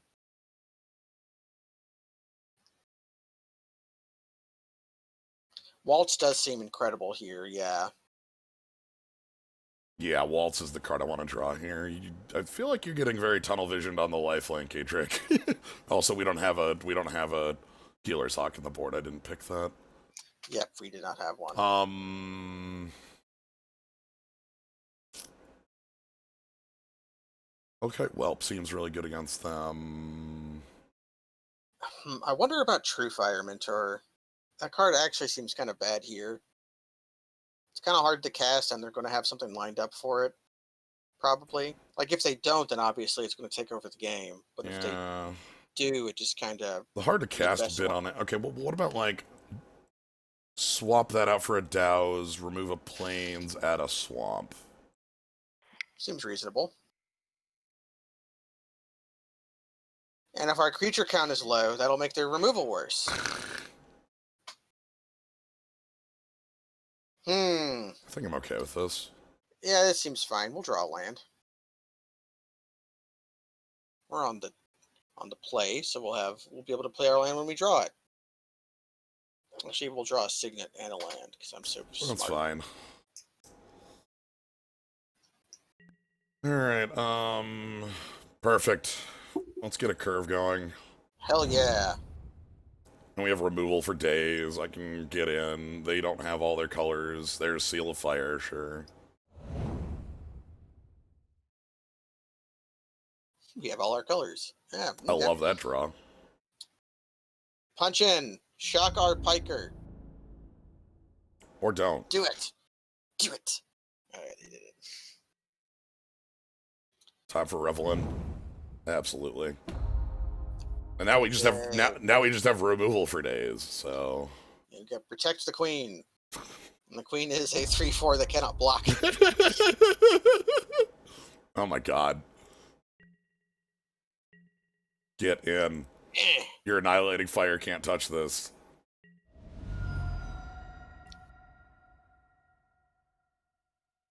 Yeah, we just play that out. Yeah, run it out. Seal of kill your guy. Mm-hmm. I know that somebody wanted Seal of Counterspell as their seal. I would love a Seal of Force Spike. Ooh, Blind Hunter? Oh, I want that card. All right, well, Dousing Gloom matches well with that. Yeah, they kind of negate each other. And then they get to like haunt my dead reveler. This is so dumb. Yeah, haunt is a weird mechanic. Haunt is really dumb. So they will be able to haunt on our dead reveler. And then when they kill our dead reveler, yeah, we're the Dark Mirror.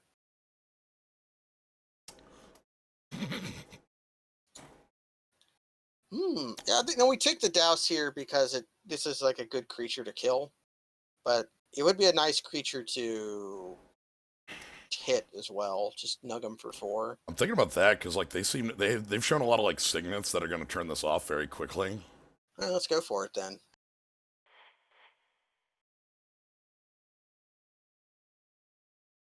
If you can copy target seal, can I copy ground seal? There's a legacy deck that copies ground seal quite a bit. It's because there is a commander enchantment that says at the beginning of your upkeep you may flicker this, and the text of the card is when this enchantment comes into play, you may clone target enchantment except it has the text. So you target ground seal a lot just to draw cards. Yeah. Ground seal. That's when it comes into play. Draw card. Another blind. Stop! Why is your deck so good? The moment our freaking thing dies, they're gonna gain 1 billion life.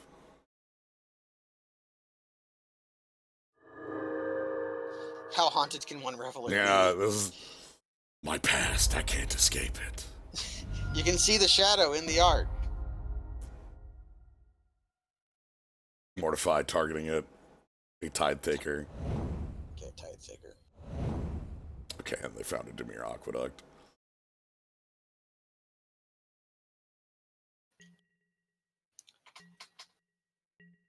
Okay, if they block, they can bedeck the Dead Reveler. But if they do that, we Seal of Doom in response to the... No, they wait for the... No, we just attack anyways. And then, like, just see whatever happens. So they could bedeck even with the Spirit, so there's no reason not to just... Yeah, I'm just gonna push, and if they gain a bunch of life here, it happens. I don't care. I have a Chamber Sentry.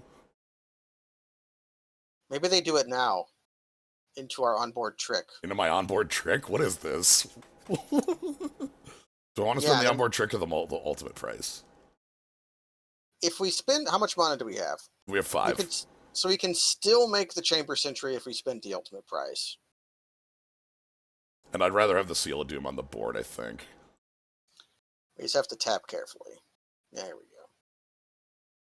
go. Whoops. Into our onboard trick. Like, the trick was literally on the board, so... Yeah, for those at home, just wait for the damage to resolve first. You'll be happier you did. Yeah, especially if it involves a trade like that did. Like...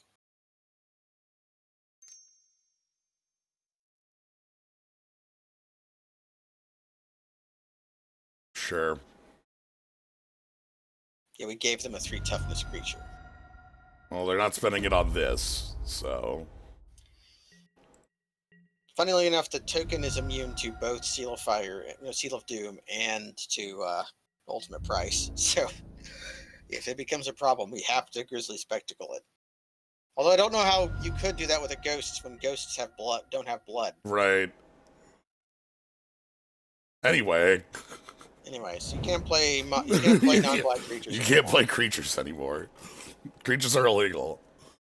We've decided they are illegal. So we have Seal of Doom, Then we have Seal of Doom 2. This is the one where you're in hell all the time. Seal of Doom, the Dooms go to hell. Okay, well that we can spectacle. Yeah. We can also attack and see if they make the exact same mistakes again. Or we just want to get the damage in. Okay, that means we probably just Attack and play, yeah. Attack and play the Hellkite, which is very good against their current board.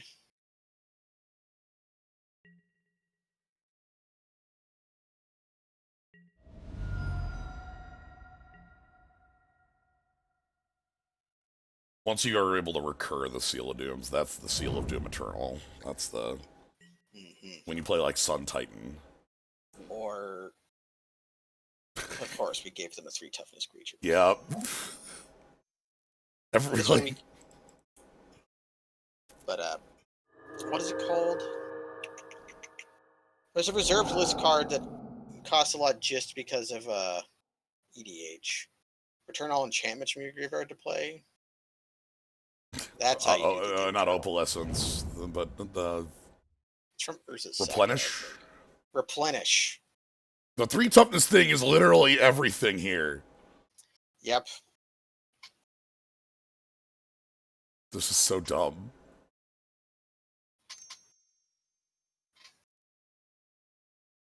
Oh my god! Inescapable Blaze! Okay, it's dead. So they get a drain 4 here. And we're going to have to kill the Basilica Screecher here. That's hilarious because they were waiting to dome us. Yes. They did not want us to escape it. The extremely escapable Blaze. I think we hold that. Yeah, Macabre Waltz.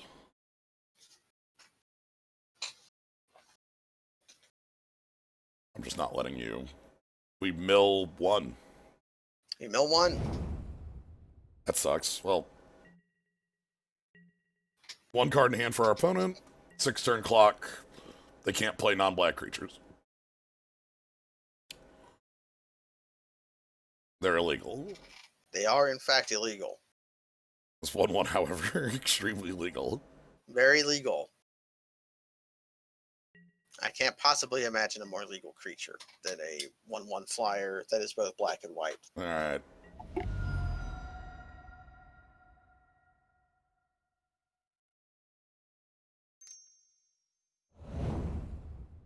Okay. You got rid of 1 Keiru, but luckily they had another. Look at how many carriers they have.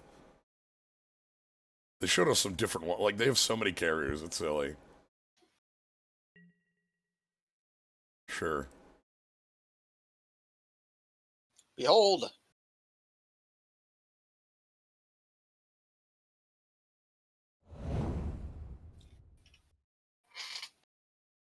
Does Rick's... Okay, here's a stupid thing that will never come up. Can Rick's Modi target yourself? Target player, yes. Mm-hmm. I don't know why you would ever want to do that, but I can only think of 1 case, and it's stupid. It's Hidetseku's second right. Yeah. Okay, so is our Rick's Body dead? Is their final card in hand another burn spell? If it is, they might feel sad targeting the creature with it. I thought about playing the land for 3 activations. We need triple black-red, so we would need to draw a land. Oh, Death Shadow, that's right. In our sick Death Shadow Rick's Modi Guild Mage deck. Okay, they're baiting out one of the Seal of Dooms.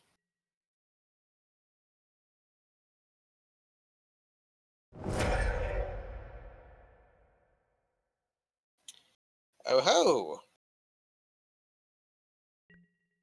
Now that's real shit.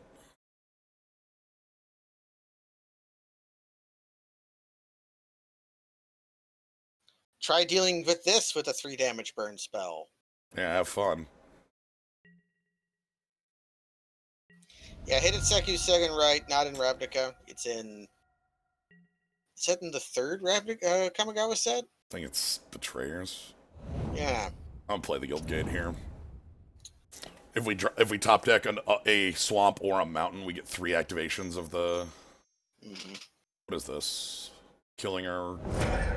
Oh! Oh no. Well, that's game.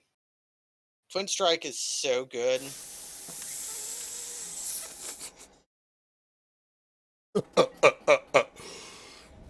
All right, boss. All right, boss.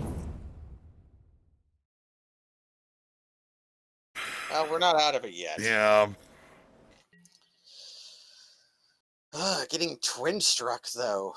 Okay, our opponent's literally infinite removal and like is just trying to wear us down with this 1/1 spirit. The problem I have is like us at 3 life, we're dead to like 12 different cards in their deck, right? Maybe. Yes. Like this one, this one, this one, this one, this one. Like they just are able to grind it out. All right, let's go to 3. Okay, so our deck against removal.deck could be better. Our deck against our first round opponent, excellent. Man, what we learned is that Dead Reveler was so good against God, if we could have had more Dead Revelers, like their entire hand was just like 3 damage burn spells, right? We had to inescapable blaze them. Actually, one of the reasons we also lost to the fact that Macabre Waltz was the bottom card of our deck. If we had shipped that Macabre Wall, if we had shipped that Rakdos Guildgate for Dead Reveler and like any other creature, it looks pretty baller. Yeah, I'm good here. I like having a lot of removal at the ready. Hopefully we can draw our white for that Chamber Sentry, but if not, I guess it's a bear. Yeah, if we play a bear that just like pings twice before it dies, that's fine. Now we really want to draw the planes. Yeah, now I want to draw that plains. Can we rip Boros Signet off the top? That'd be nice too.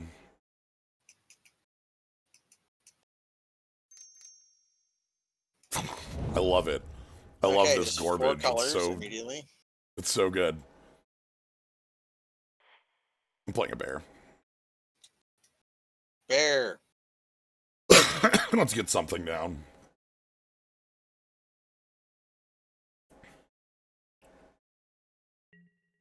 Oh yeah, this is a format for Hypergreed. Hell yeah. 100%. Yeah, every single pack has fixing in it nearly. Yeah. So. Well, that and like again, signets are fine even if this was fixing for 1 color, right? Like, yo, one of my favorite removal spells of all time. I think Last Gasp is my favorite removal spell because it's perfectly balanced. Yeah. It's extremely powerful, but not overshifted. Oh my god. Yeah, you want to cast a little bit of Boros Reckoner action? You don't have our Last Gasp, so.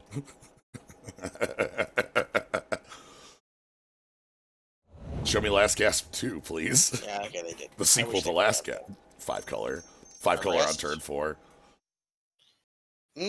Strato Zeppelin. I'm just gonna ultimate price that. Reasonable. That's a good card. I like Strato Zeppelin. I can't even block. I could wait on it. You could wait on it. Nah, I'm just gonna, let's...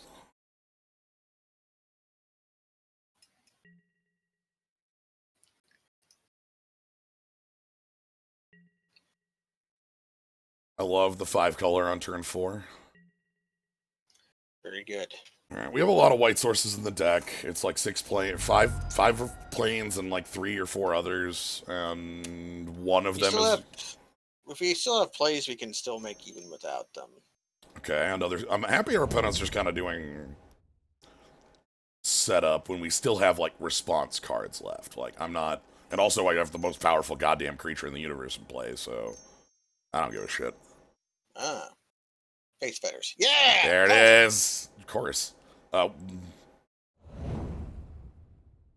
that's not the worst. It sucks, but it's not like the actual worst.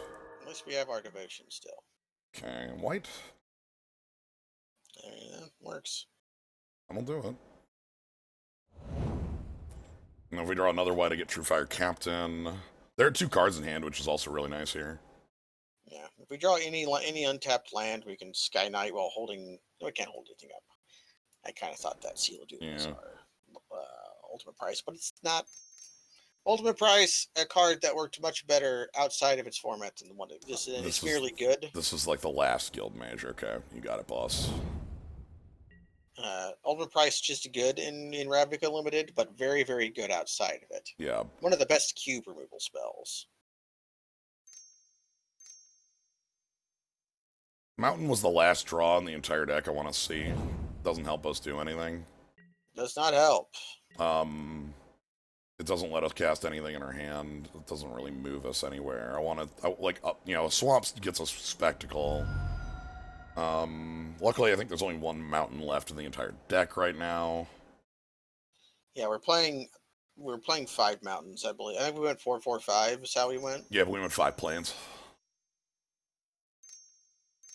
What the fuck? This is 7. Hopefully Seal of Doom kills it. I don't know what this is, but hopefully it's Seal of Doomable. Nimbus Swimmer? Oh, Dab into the debt list. Fuck. Debtor's Knell. Guess, Okay. I know what I'm boarding in this matchup. Yeah, we have our enchantment thing. So this is a classic EDH card, and was just a card you could play in standard. God, so they just get to pick up this. Luckily, there's only 2 things right now: Chamber Sentry, which is useless, and they just get the Strato Zepplet forever. So that's annoying. That card's very powerful, by the way. Yes. That was a card that had constructed play with like Yosai. Mm-hmm. Yeah, Yosai locks. Okay, here's the good news. Okay, I like that. If they can't kill True Fire Captain, they can't block it. They can tap it.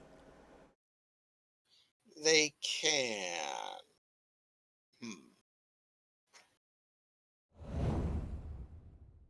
One thing that's also actually kind of nice here. So they recur the Strato Zeppelin, and then next turn, like, they go to attack with it, and then I can Seal of Doom it, and then they don't get it back for another. Yeah, we get to just whoop them. So, yeah, this can steal anything. Which, thank goodness, we just have Chamber Sentry in our yard, so... Yeah, what's probably going to happen is they're going to kill our guy, and then we lose. I want to untap so I have Unbreakable Formation pretty badly, because that's, like, at least a indestructible trick. Yeah. I like it. Ooh. That can kill the Debtor's Knell. That can kill Debtor's Knell. Alright, I'm gonna... play that.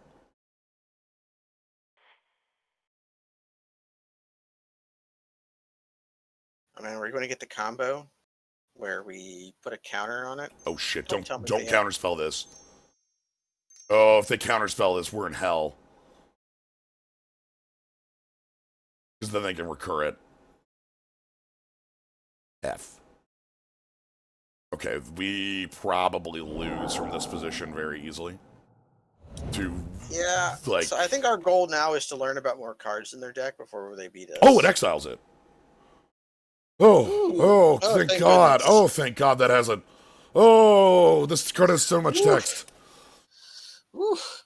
Okay, let's make them tap our True Fire Captain. Yeah. That's fine. And if they forget to, then we get to beat in. There they go. Okay, so again, they don't get to do anything. Like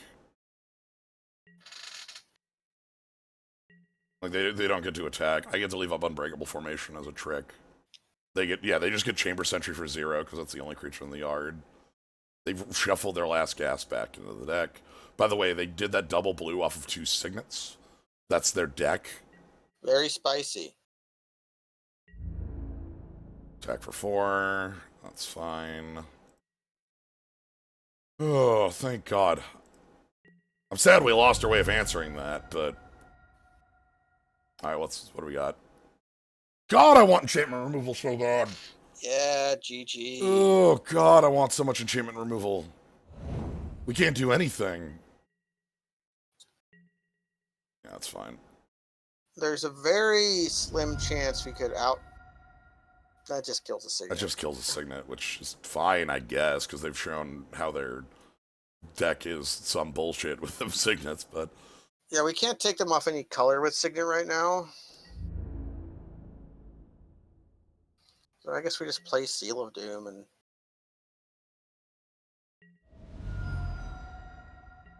Yeah.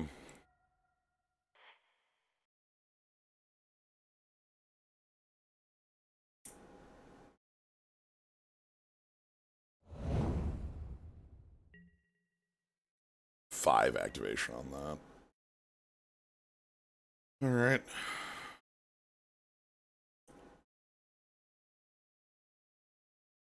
God, I don't want to cast this. We might have to at some point. Right, but the moment we do... We unlock more of their deck, yeah. So 3 mana, gain 4 life. We can do that at our leisure. Yeah, it gains 8, but... Because it stops 2 turns of attacks.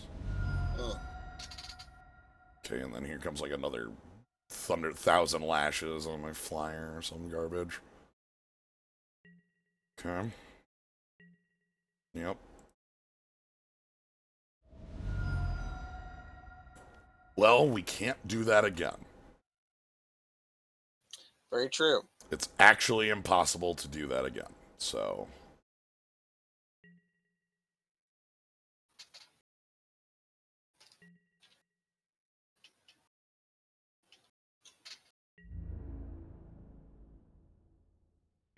They can pop us for 2 here. Yep, that's what they'll do. Then I'm going to Seal of Doom their Strata Zeppelin on their turn. So here's the pop for 2. Or something else. No, okay. Saw them tapping in directions, and I'm like, wait, what? But yeah, God, well, I want enchantment removal so bad in this matchup. Like, at least we know our sideboarding pretty well.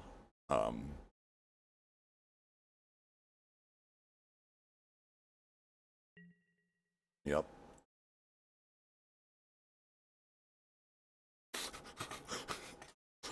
At least the Debtor's Knell isn't doing anything? Like... Yeah, because they have enchantment removal. I don't actually think this is a format where enchantment removal main deck is. Like, this is the first match of 3 we've seen it.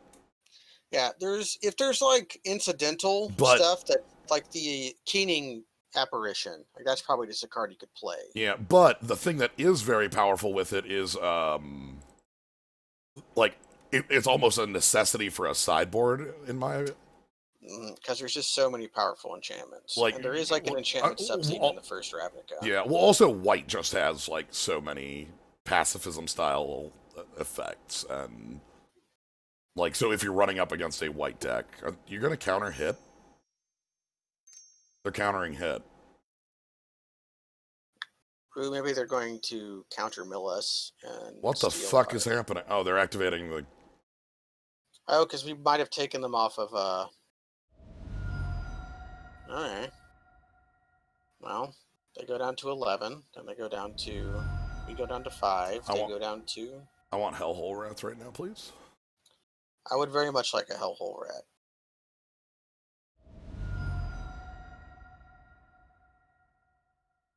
That doesn't do anything. Well, actually... It gets the Chamber Sentry back.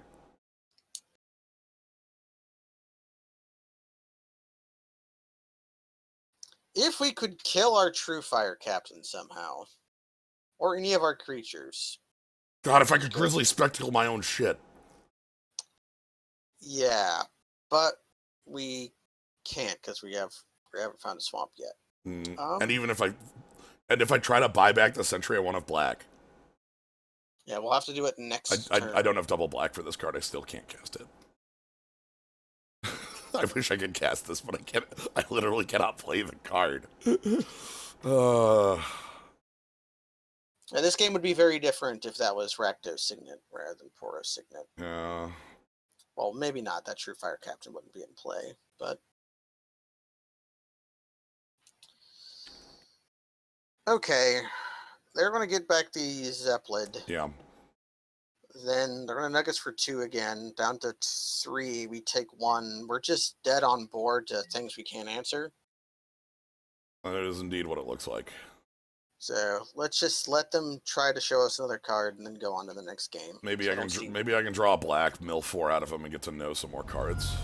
Yeah, that's about the only thing we can hope for at this point. I need my enchantment removal really bad. Yeah, with our opponent just casting whatever. Yeah, sorry, our mana base isn't. Our mana base isn't 5 color of all basics. Yeah. The last time we saw an opponent have all basics perfect mana, they fell apart in games 2 and 3. So I have hope. Death's Approach. This gives -1/-1.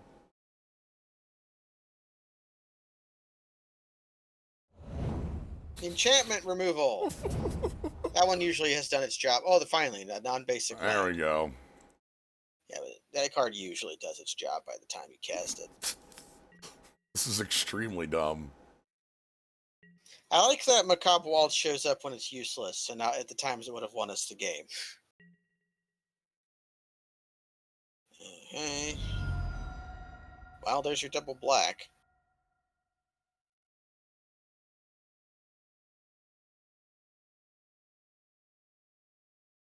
Waltz does give our Sky Knight Legionnaire +1/+1, and makes us discard a card. It's very true. Yep. So yeah, we can kill the Assault Zeppelin, but we are dead on board. Actually dead on their untap. No, not quite. They didn't leave up. That Chancery leaves them unable to activate Guild Mage. Yeah, they can't actually activate it because they don't have any black right now. Just weird.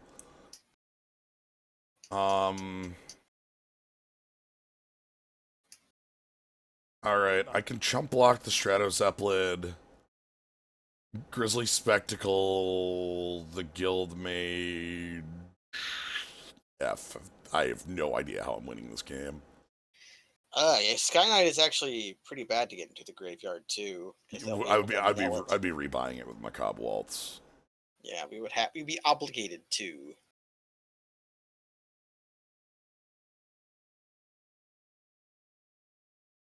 Okay.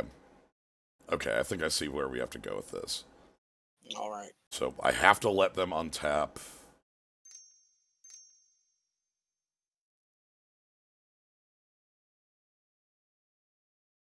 Are they gonna Tap our Truefire Captain? What is this? shock our... Their card hands a land. They can't do anything. Like, they were realizing they didn't have black. it's at 9. Again, they get our Chamber Sentry. Please enjoy.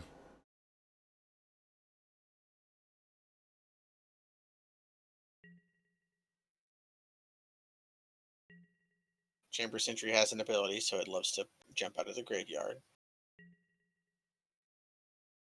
Block here.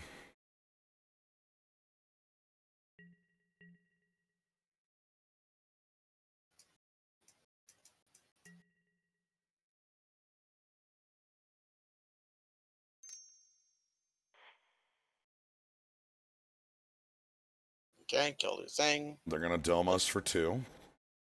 And see if they remember. They do. Or they counterspell this again.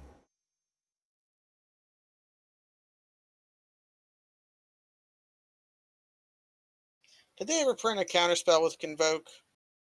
In like the sets where they gave Convoke to all the colors? This is the metallic one, but... There's Metallic Rebuke, which is a good... Oh, man. That's a weird wizard. My god. Alright. I learned a lot today. We did learn. Go to 1. Draw planes. Ah, damn, I was wrong. Alright, this game's over because we lose to the Pillory of the Sleepless, so there's no point in showing anything else. Okay, on we go. So Absolver Thrall. Absolver Thrall. Oh boy. God, give me Absolver Thrall.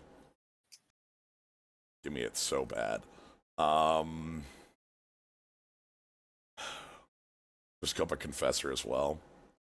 Yeah, the Confessy seems pretty good. Against opponent who showed us like 7 drops and some other big bullshit. Everything else seems fine. Do I want to take out like Truefire Captain and try to make the mana base a little easier on us? Yeah, I could do that. And then like, gee, I don't know.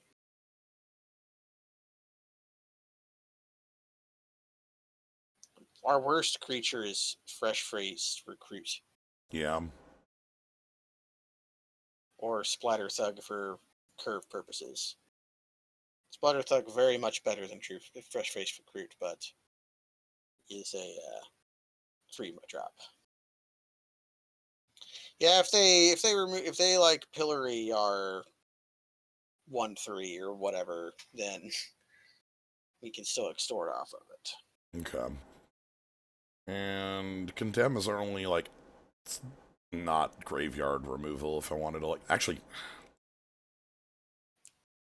That seems reasonable. I don't think I want to mill this opponent.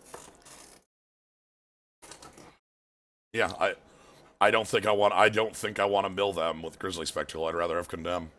That seems very reasonable. Our free one Equinaut, when we just have to get them to put Faith Fetters on it, which wait.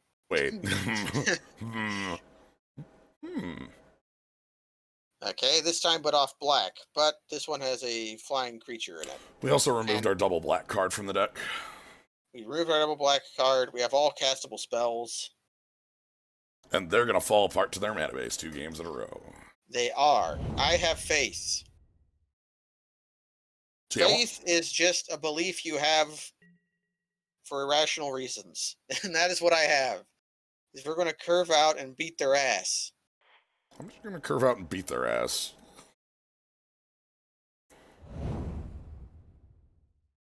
If you Signet, I'll blow it up and hit you for 2. I'll do it. We'll do it. I will do it. Scort. Man, they have like lots of non-bows with their Dead Yeah. It still kicked our ass. Yep.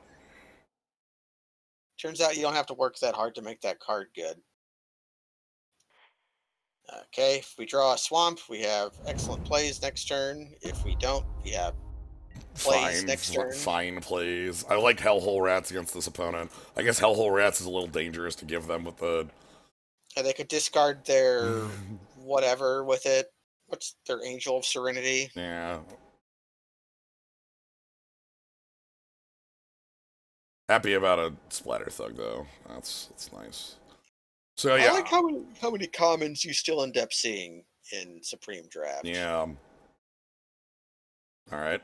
The Dark Mirrors here.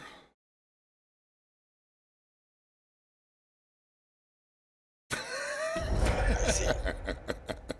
Swamp, please. I know we only have... Acceptable. Acceptable. We can either rat next turn or we can whelp. I think we whelp and we rat, like, when we can maybe get, like, their 6 drops out of their hand. Like... Yeah. We rat them out when... Well, okay. You can never... Okay, rat... Those are actually the cards that make rats just fucking horrible. Well, you're still, getting rid of material. Yeah, I'm also still just... I'm playing okay, well. Play our whelp. Show us your other last gasp. 5th land, and then some sort of enchantment on it. Faith's Fetters. Sure. Indeed. But this is where we draw the Absolver's roll. Ah, okay. Well, rat in.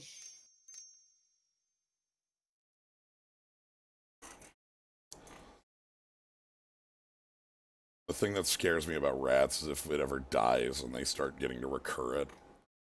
I don't want rats. Anyway, you can discard your like bullshit 6-drop or your blue cards. That's fine. We're going to blow up their Debtor's Knell. Don't even worry. They're going to discard Okay. How are they ever going to cast Debtor's Knell when they discard their lands? It's true.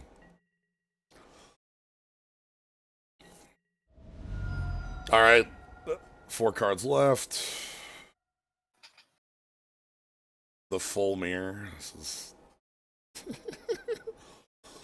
like, we're playing Gates, but I want to tell you how powerful this shit is. Like, Carriers are very good. they're like Gates are like, you play them and you're like, I guess. Gates are like maybe a little more convenient, but carriers are way more. Haste it. Haste it, you coward.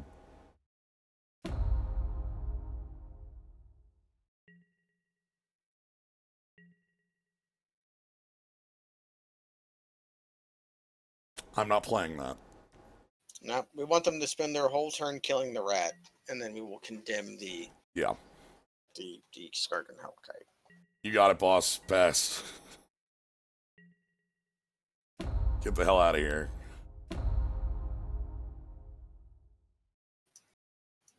Of the many 5-mana 4/4 dragons they've printed, Skargan Hellkite is one of the weaker ones, but it's still going to kick our ass if we didn't have Condemn. Condemn's very good. There's a reason I chose it, and there's a reason I sideboarded it, and there's a reason I put it in the deck.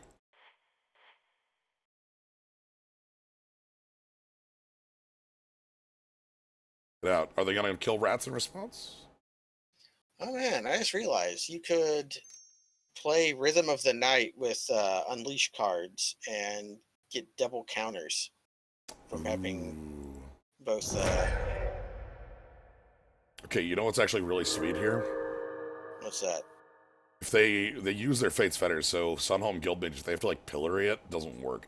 Also, untap land, please. Thank you. So now we can start making 1/1s.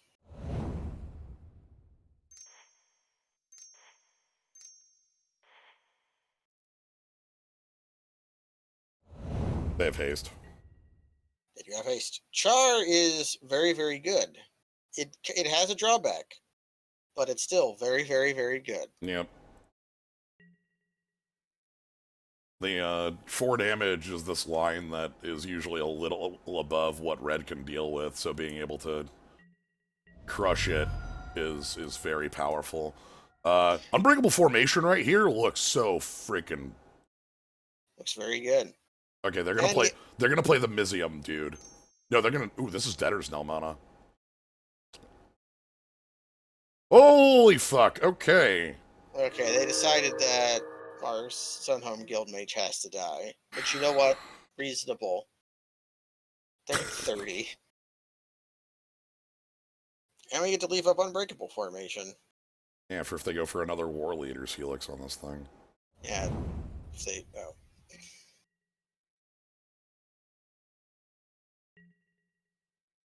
Yes, please, War Leader's Helix, the Boros Reckoner. Please go for damage kill on Reckoner so I can Unbreakable.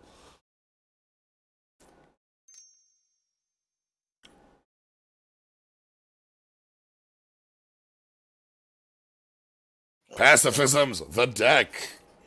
That's just pacifism? That's just 3 mana pacifism. Luminous Bonds. Okay, the art wasn't loading and I couldn't read the text. Oh, so yeah. I presumed it was a pacifism, but I didn't know which one. You hold that? I kind of want to play it. I think we hold everything past that. Yeah, that seems fair. They had that to begin with. Yeah, they had all this to begin. We boarded in enchantment removal because we saw Fate's Fetters. We saw all the enchantments in the world against this opponent, so they've just been enchantment removal for days. They're gonna go ahead and play the Angel. Or not the Angel, the Sphinx. And we're gonna char it. Please play your Sphinx.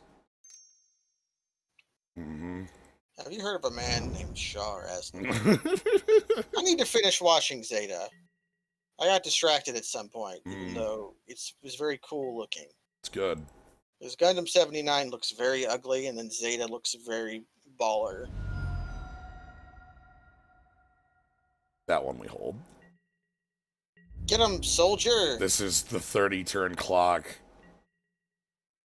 It's a bit sad to see that token without assemble the Legion and play. But hey, what are you gonna do? Yeah.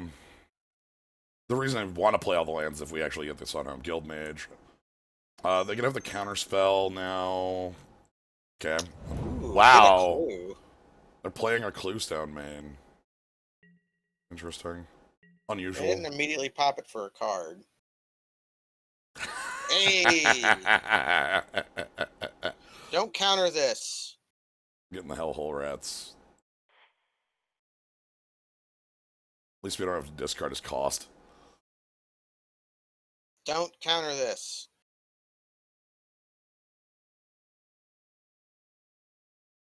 We really need this to resolve.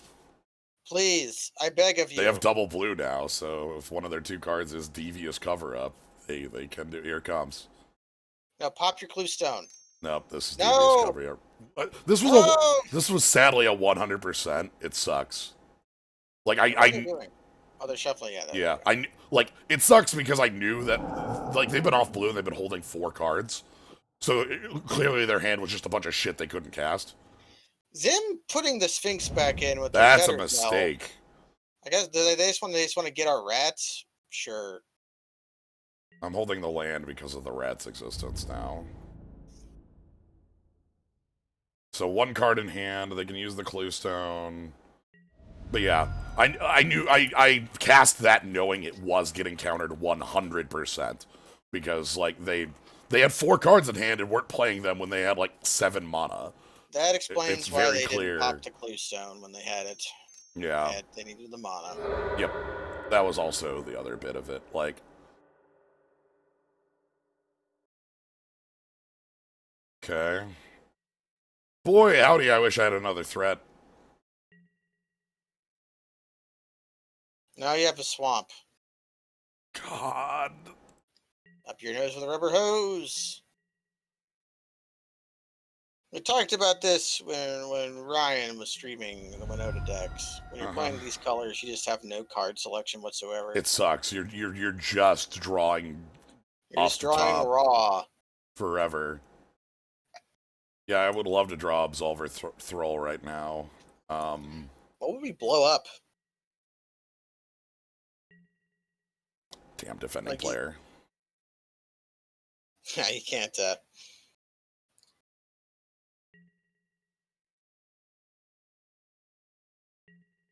Okay, I'm happy about Seal of Doom here because that'll be really good against, like, they have that Mizzix dude. They have a couple creatures that this is just kind of a nice thing to have. They'll deck before we kill them with this stupid idiot. Yeah, that's the wild thing.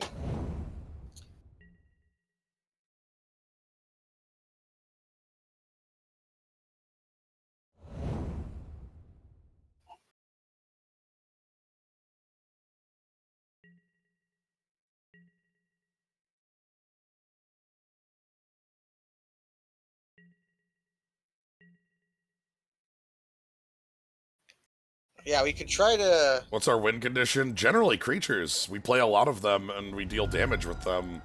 But our opponent has made it very, very difficult to ever hit them with a creature. Like, this 1/1 is literally the only thing we've hit them with all game other than 1 attack with the rats. It's been just dreadful. If they find any way to card advantage us or do anything at all, this game ends. But right now, they've just drawn... It looks like they're drawing just as blank. Okay, there's a shock that kills their signet.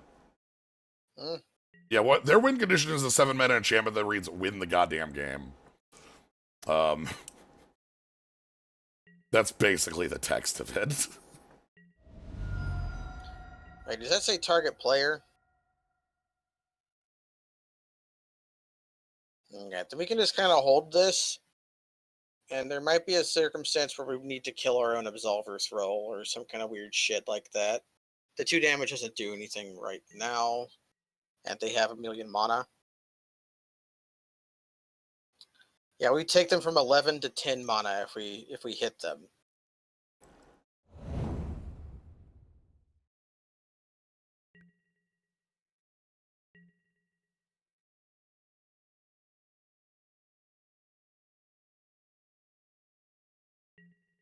What sucks is knowing that their hand is probably It's all reactive, and they've just Okay, well, let's see if they have a counterspell.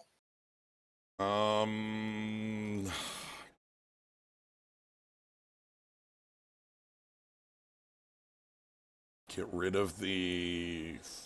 Okay, we could. Do you just want to wait until they tap out for the Debtor's Knell for that, or do we try to get one of our 3 power creatures rocking? It's tough, because I feel like they're probably... Like, they're not going to win the game until they cast their Debtors Knell. Yeah, so we can afford to sit back. Either they'll play Debtor's Knell or like a big creature that we can't Seal of Doom. If we get Thoughtseize, that's going to suck total ass. I guess we do have like Unbreakable Formation to cover our ass.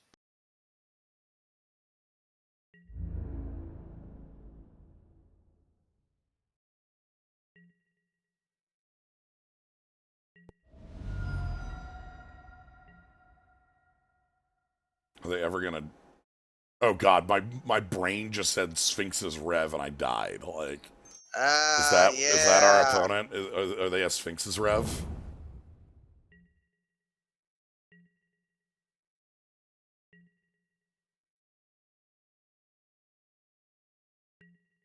This 1/1 has dealt like what, 12 damage?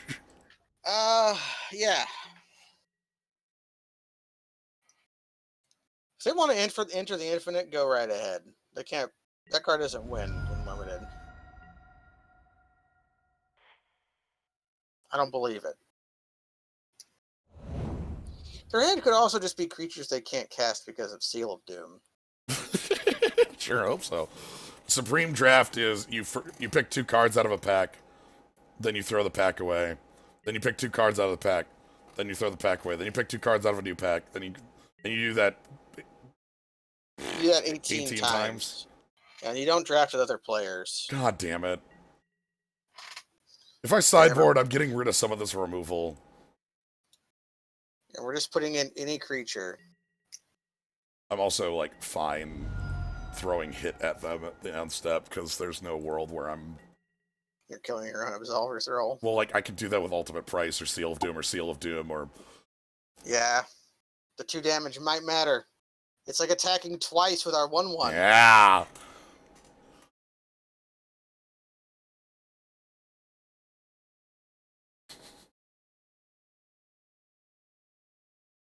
Is this the dumbest game of Magic?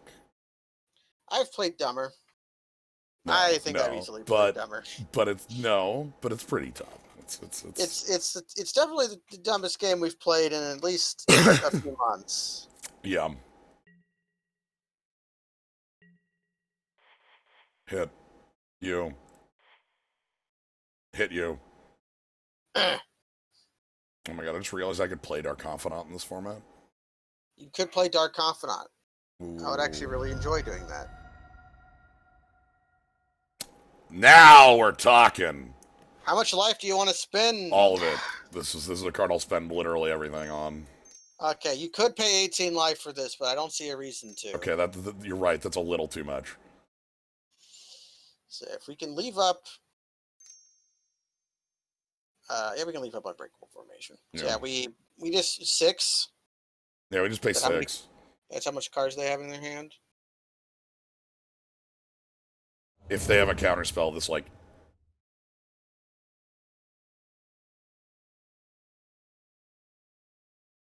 This is some good shit.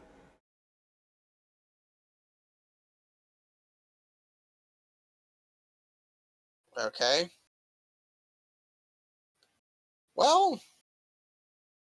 I could save it, but what's the point, right? Like... It would add to our clock. And we would... We could hold the formation. Honestly, we probably need to play the formation at some point here. Like this does add to our clock, actually quite considerably. Because we can Absolver Throw to blow up Fate's Fetters. And we can extort.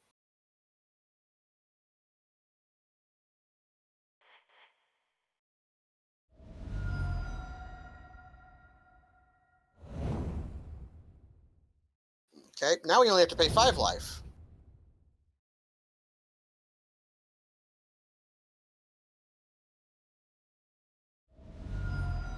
What the fuck? Ha. Okay. Okay, well, that's a Wrath of God. So we should probably take Gaze of Granite. Holy fuck, we are Putrefy, Vraska. Vraska and Zertos wine? What is Zertos Light doing here? Zertos wine? Anyway, we have to pick a Gaze of Granite. They have to be able to cast that, right? They have double black off Demir Signet. They don't have They green. don't have green? Oh my god, they're off green. That's what's been killing them this whole game. Well, the moment they draw green, they get to Gaze of Granite. So we have to pick that, and now we just know we have to beat ass as quick as possible. Yeah, now, okay, so this is... Now we know, and knowing's half the battle. We attack for 2. I really wish I'd... It's fine. Whatever. It's fine. We know that we know the cards. They're off green. I can't play the Thrall immediately, because, you know, we gotta... Okay. They're off a color. They're gonna draw a green signet and start moving. Is that what's happening here? Like, what? No, they drew... Fine, a creature that dies with cards on the table. Sure, that just dies on the table. I'm ultimate pricing that to, like... Yeah, their mana... we extort. Yeah, I'm gonna do that to extort. Ooh, this looks really good. Okay, we... I have 3 mana for ultimate price plus extort, then 5 mana for Absolver Thrall plus extort. Then we bash. Yeah. Okay, so, and then Chamber Sentry. I think I actually use Seal of Doom so that I can play Chamber Sentry and Absolver Thrall here. Yeah! So let's go Seal of Doom. Why does their deck have Zertos Wine? I have no clue. That's a nut card that doesn't make any sense. It's also on their, like, Hyper Splash. I mean, it's a good card. That's not how Haunt works. Haunt is, like, on the Absolver Thrall's death. I would have to, like, play the Absolver Thrall, kill the Thrall. And then kill whatever it haunted. Yeah. Haunt is fucking weird. Sorry, Haunt is really fucking weird. Why did they have Zertos Wine? I can't get over that. Like Gaze of Granite and all of that is stuff that is stuff I would like play or splash green for. I would not splash for Zertos Wine. It's just a spined worm with a good ability. All right, I'm getting our Reckoner out from under this. Yeah, because Reckoner can chump attack with the best of them. Yep. And then...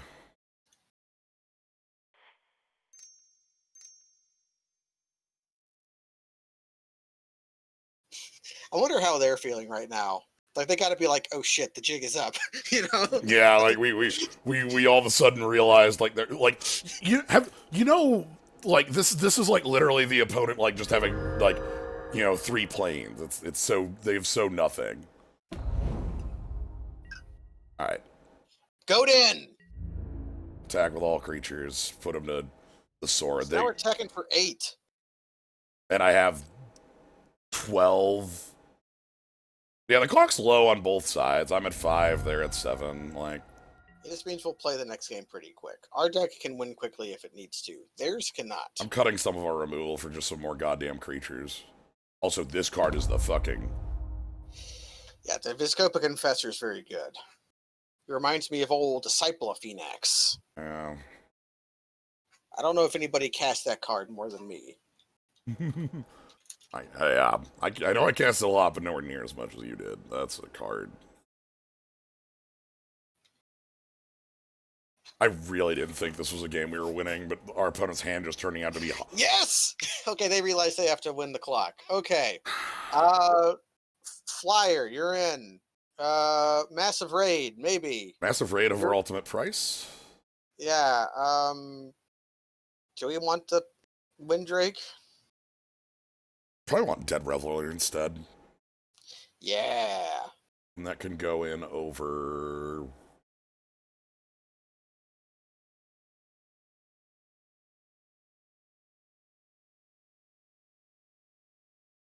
Hit run. Yeah, hit run it seems great to cut. This seems fine now. This seems fine. We keep the Seal of Dooms because they're super good. Seal of Dooms do kill almost all of their creatures. Actually, do we want Frustrate Recruit over Dead Reveler? We had cut it previously. Like, do we want to go under, or do we just want to go over their removal? Yeah. Go that under. Actually. Yeah, Seal of Doom also answers Scarp and Hellkite, so we good. We good. And then Massive Raid because they just play a bunch of pacifism, so this card will just hit for like 12. It'll hit for 2, but that's something that you need. God, we need damage. Okay. A+. Would keep again. I confess, are you kidding me? Yeah.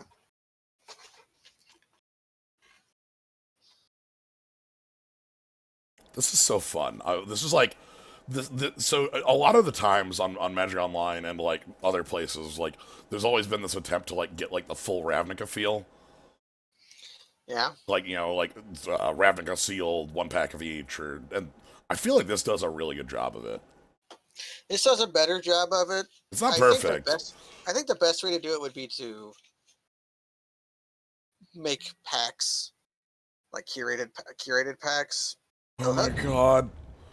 Okay. All right, we're on curve, my friend. Yeah, because they're gonna passivism our Splatter Thug, and then we'll Absolver Thrall it, and then we'll Vizcopa. Oh, they have green. They have their Rupture Spire. That's fine. Yeah, like you know, a cube would be a good way to do it as well. But like this this has been strong. I've been liking this a lot. Yeah, this is pretty fun. Is what I'm saying. Like Ravnica cube, you could pretty easily do, but I would like the idea of like a curated Oh my pack. god. Okay, now they have their forest. Okay. Clearly, they're gonna kick our ass now. Sure.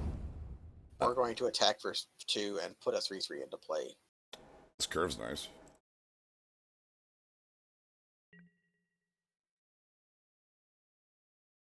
See if they'll last gasp our fresh-faced recruits before. That's the idea. Supreme Vintage Cube. Ugh. That sounds How many horrible. box? Yeah, that sounds like somebody's gonna have like the most hyper powerful bullshit in the world.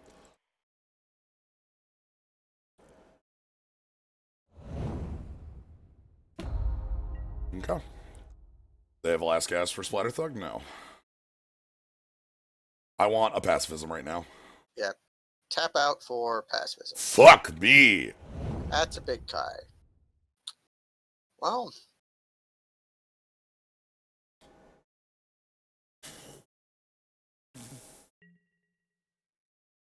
It's a 4/4 that becomes 2/2/2s, right? Yeah, but it also has vigilance. Like I can't attack through it. If we find... Once we kill it, the 2/2s don't do anything, because our creatures... Hey. Okay, cool. Because our creatures just naturally have first strike. Okay. So now we get to decide what of our options we want to take. They did not attack. Cool. Do we just want to make a flyer here? Like, the Splatter Thug can't attack anyways. I'm gonna do this because then we can start extorting. That seems good. I only have 2 cards in hand. I'll pay 2 life. Goodbye. Goodbye, pacifism. And then we can play Hellkite Whelp, and then we can start getting in. They realize they can attack.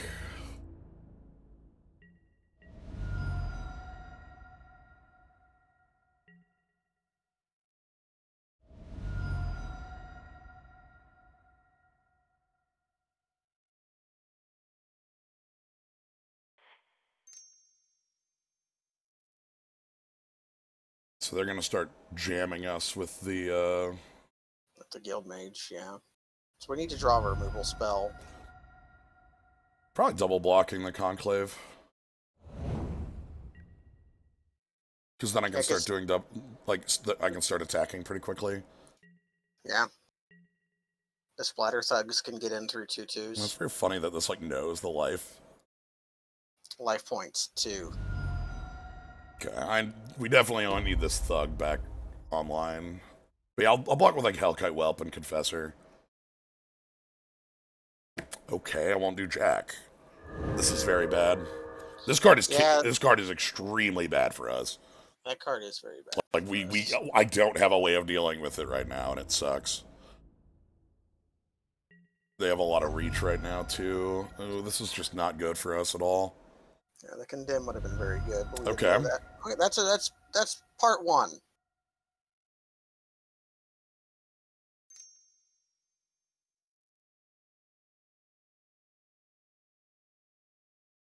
And now we can make the splatter thug and not extort it, so we can attack for 6 next turn. Yeah. Or attack for 8 next turn.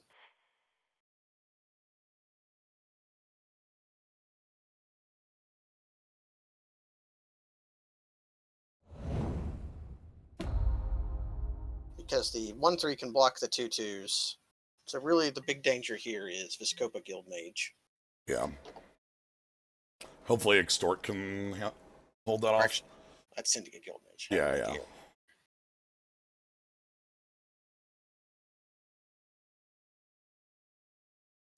Removal? Stratos that.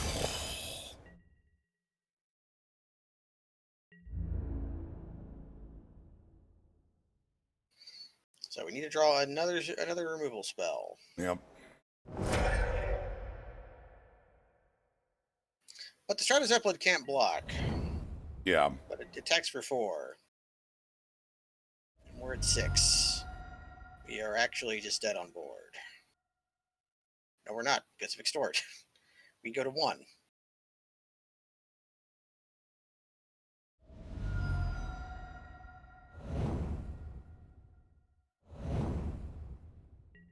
So I can't attack with Fresh Face Recruit here. Yeah, or we die. Well, yeah.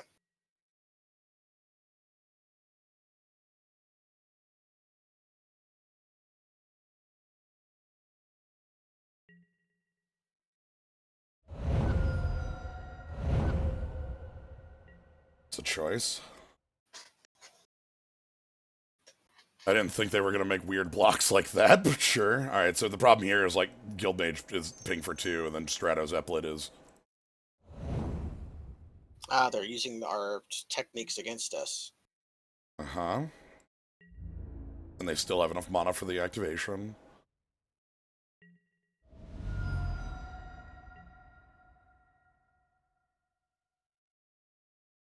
And that's game.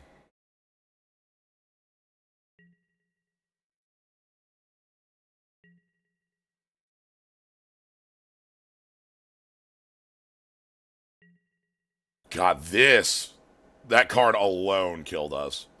Yeah. Everything else here, yeah, it only dealt, that wasn't, what literally dealt lethal damage, but, that card is the very specific, our entire aggro got, nullified, thrown in the garbage, and...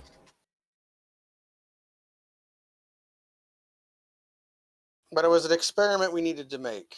Yeah. We thought there was the bones of an excellent, there probably still is the bones of an excellent Boros deck in this format. But Yeah. it seems to favor these Greed Lord decks. Right.